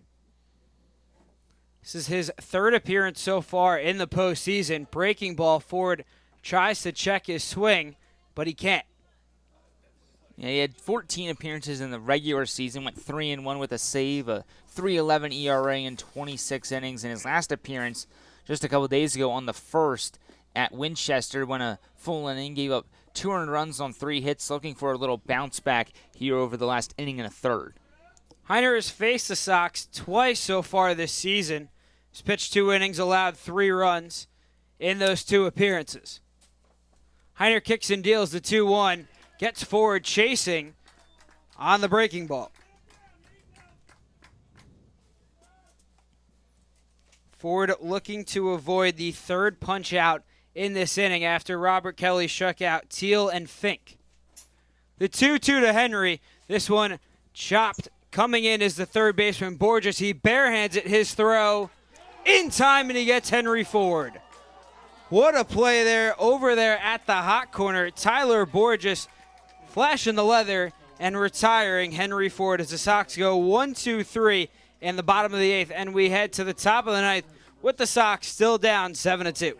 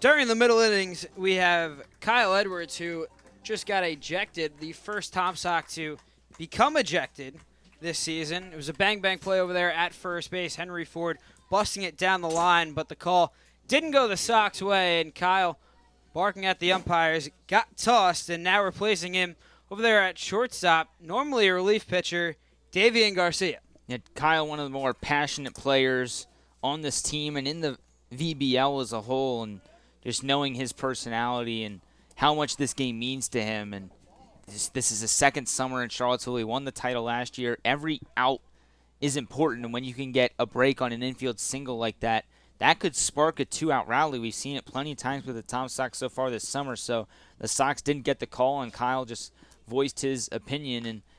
And in the end, it ultimately ends in the ejection, and now Davian is at shortstop. Kyle's had a lot of emotional moments this season, none bigger than his game-tying 2-run home run in Game 2 against Strasburg. Showed a lot of emotion there. Ultimately, the Tom Sox won that series. Now it's Lucas Cash back on the mound facing Chris Katz as he swings at the 0-1 pitch, lofts it into left field. Making the catch is Brady Gump, and Katz is retired for the first out in the inning. That brings up Barnett. Really good game for him. He's 2 for 3, 2 singles, and RBI single his last time up. Also drew a walk back in the 5th.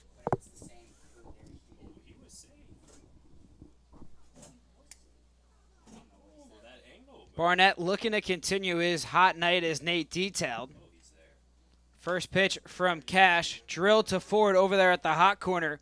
Ford's throw in time. Nabs Barnett for out number 2.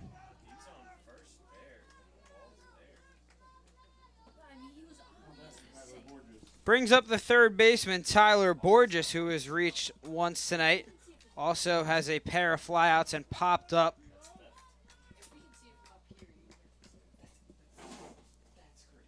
Cash looking to get his team back in the dugout and potentially spark a ninth inning comeback. Seen a lot of comebacks, especially in this postseason for Charlottesville. First pitch from Cash, breaking ball, doesn't break too much, misses high.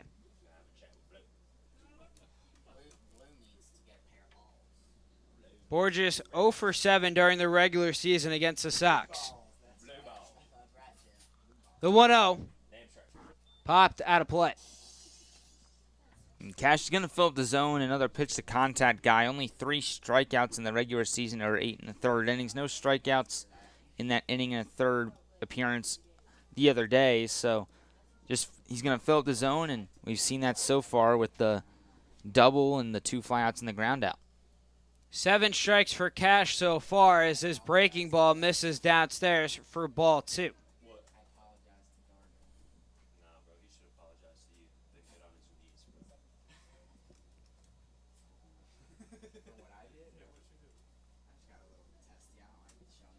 The 2-1 fastball gets the call is Cash. The count now even at 2-2.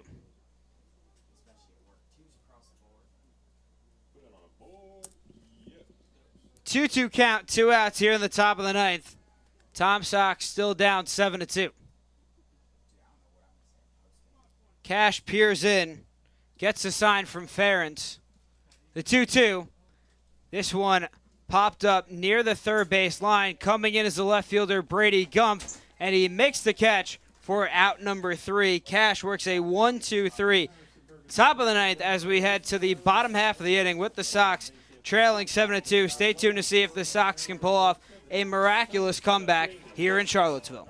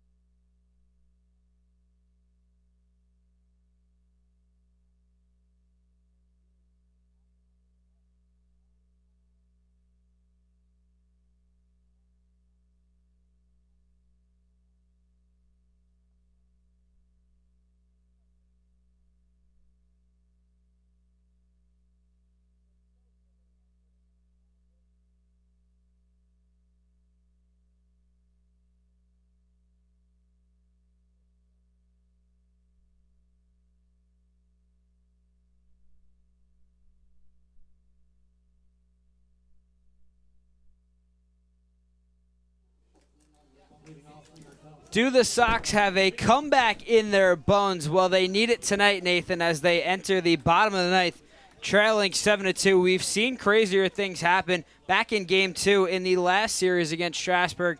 Tom Sox were down 9-4 in the top of the 8th, managed to win that contest 11-9, but it all starts with Jacob Ferentz as Chad Heiner's pitch bounces back to the backstop, eluding the glove of the catcher, Joe Stella. Well, the big reason why that 4-run comeback in the 9th happened in that game was 2 leadoff home runs, one for Henry Ford and one for Ferentz right after him. So if Ferentz can start things off with an extra base hit right here and then just keep the train rolling, the game isn't over yet. So just you got to build up the momentum, and you just got to take it one at-bat at a time. Ferentz 0 for 1 tonight, has reached base twice, was hit by a pitch and walked in the 2nd and 4th innings. 1-1 is the count here. Heiner kicks and deals. Fastball misses inside.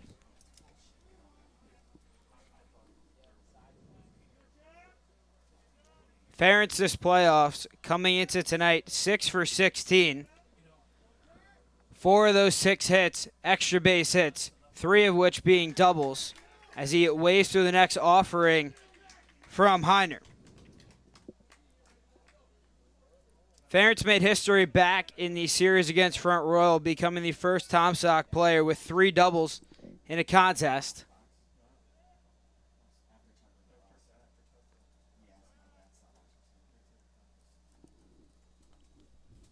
The 2-2 from Heiner.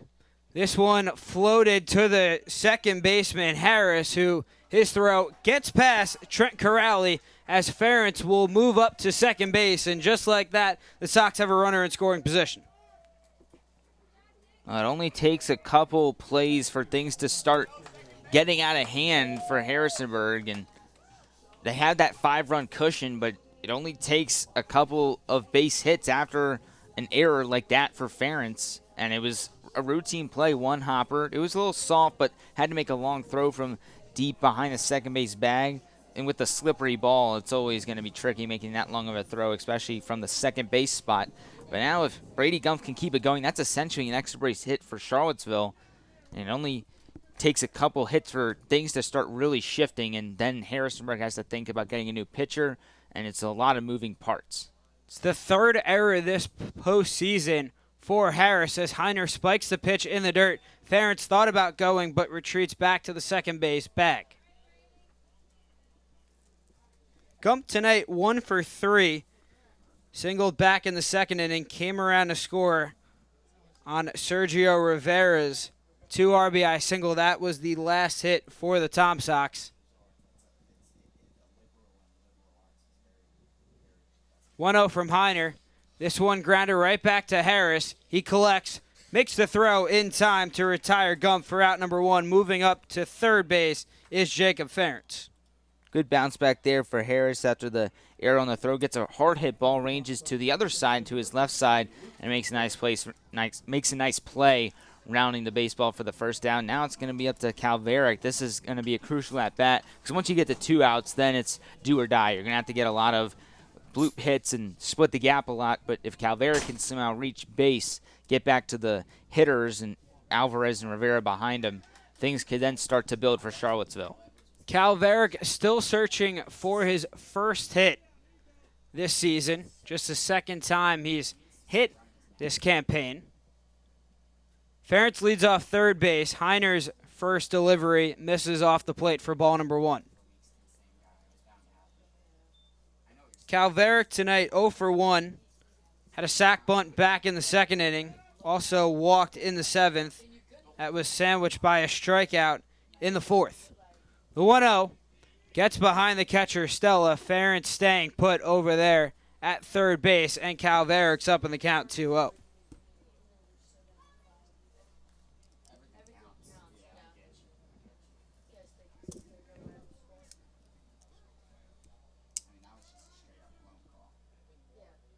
We'll get time on the play as Heiner steps off the mound, picks up the rosin bag, and now will toe the rubber up once again. Heiner looking in, trying to get the sign from Stella. Now they agree on a pitch. He comes set, his 2-0, misses way outside for ball 3. If you're Calveric, you just have to be patient here. No reason to swing the bat 3-0. Even if you get to 3-1, I'd still be a little hesitant to swing the bat, knowing that Heiner's been a little wild in this inning so far. Heiner 8 balls so far out of 15 pitches on the night, as it's a 4-pitch walk for Luke Calveric, and the Sox have runners on the corners with 1 out. I'll never say never. Now you get things to Salvi Alvarez, who hasn't gotten a hit tonight, but has been red hot at the plate over the last couple weeks. And then you have Sergio Rivera behind him, who's seen the ball really well. So if they're both able to get on base, maybe one of them gets a big hit right here, makes it a 7-3 or a 7-4 game. Then you flip it back to the top of the lineup. But you do have Davian Garcia batting with that leadoff spot with Kyle Edwards being ejected. Salvi tonight 0 for 2 with a punch-out as the first offering from Heiner bounces in the dirt, blocked by Stella. Both Calveric and Ferentz stay put on the corners. Ferentz led off the inning, reaching on an error by the second baseman, Cam Harris. Now the next delivery nearly clips Alvarez. And now Stella and Tyler Borges converge on the mound to talk things over with Chad Heiner. And it's going to be big for Harrisonburg right now to just cool down Heiner, make sure he's in the right headspace heading into this next couple pitches, because if Alvarez then gets on, loads the bases, then the pressure just continues to mount, knowing you have the big bats and Teal, Fink, and Ford just mere a hit or two away from getting up, and then those are the guys that really can do the damage. So you need to make sure you can get the guys at the bottom of the lineup right now out if you're Heiner. The conference on the mound is over. Alvarez is up on the count 2-0. Salvi extended his on-base streak to 10 in his last at-bat after getting drilled by a pitch. During that stretch, he's hitting .478 with 5 RBIs as he lines this one right to Harris. His throw to Corrali at first base in time to nab Calveric. What a double play by Cam Harris, and Harrisonburg takes game 1 by the score of 7-2.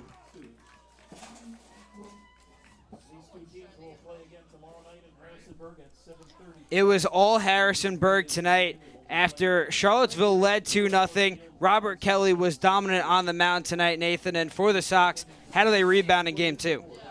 Well, now you're potentially going to be without your captain and one of your better defenders and hitters, even though he's not doing so well right now, and Kyle Edwards. So you really have to make sure everybody's going to have to cool down, make sure you're emotionally sound going into this do-or-die game tomorrow night. And you have to remember that this team has been in this spot already twice this postseason, dropping game 1 against Front Royal, dropping game 1 against Strasburg. This team is no letdown. They're going to be able to come back and put up a good fight, especially late in the game. So heading to Harrisonburg tomorrow, I'm expecting it to be a rowdy atmosphere at Eagle Field on the campus of James Madison University. And Charlottesville's going to have to come out and make a big statement early in the game. You can't let Harrisonburg get out to an early lead like they did tonight. On the flip side, for Harrisonburg, they really got contributions up and down the lineup. They finished the contest with 13 hits, but the main story in this game, Nathan, Robert Kelly. And for Kelly, this is, in my opinion, the best appearance of his season so far. 7 2/3 innings. That's the longest he's gone in a start this summer. Only 2 hits allowed, both of those back in the second inning. 2 earned runs, again, both in that second inning. Walked 3 and struck out 9, which is a new season high for him. Last appearance of the summer, he threw everything out on the table, and he got rewarded by his best performance. Kelly tonight went 7 2/3 innings pitch, allowed just 2 hits, 2 earned runs, 3 walks, and 9 strikeouts. He will pick up the win, getting the loss for the Tom Sox. Garrett Spikes also went 7 2/3, allowed 12 hits, 6 earned runs, 2 walks, and 2 strikeouts. But that'll do it from Charlottesville here tonight. Harrisonburg picks up a 7-2 victory. They now lead the championship series 1-0. But for all of our people here at Tom Sox TV, for my broadcast partner Nathan Schwartz, I'm Alex Rocco. Thank you so much for spending part of your Thursday night with us. Harrisonburg victors in Game 1 as they pull out a 7-2 victory here at CHO Airport Field.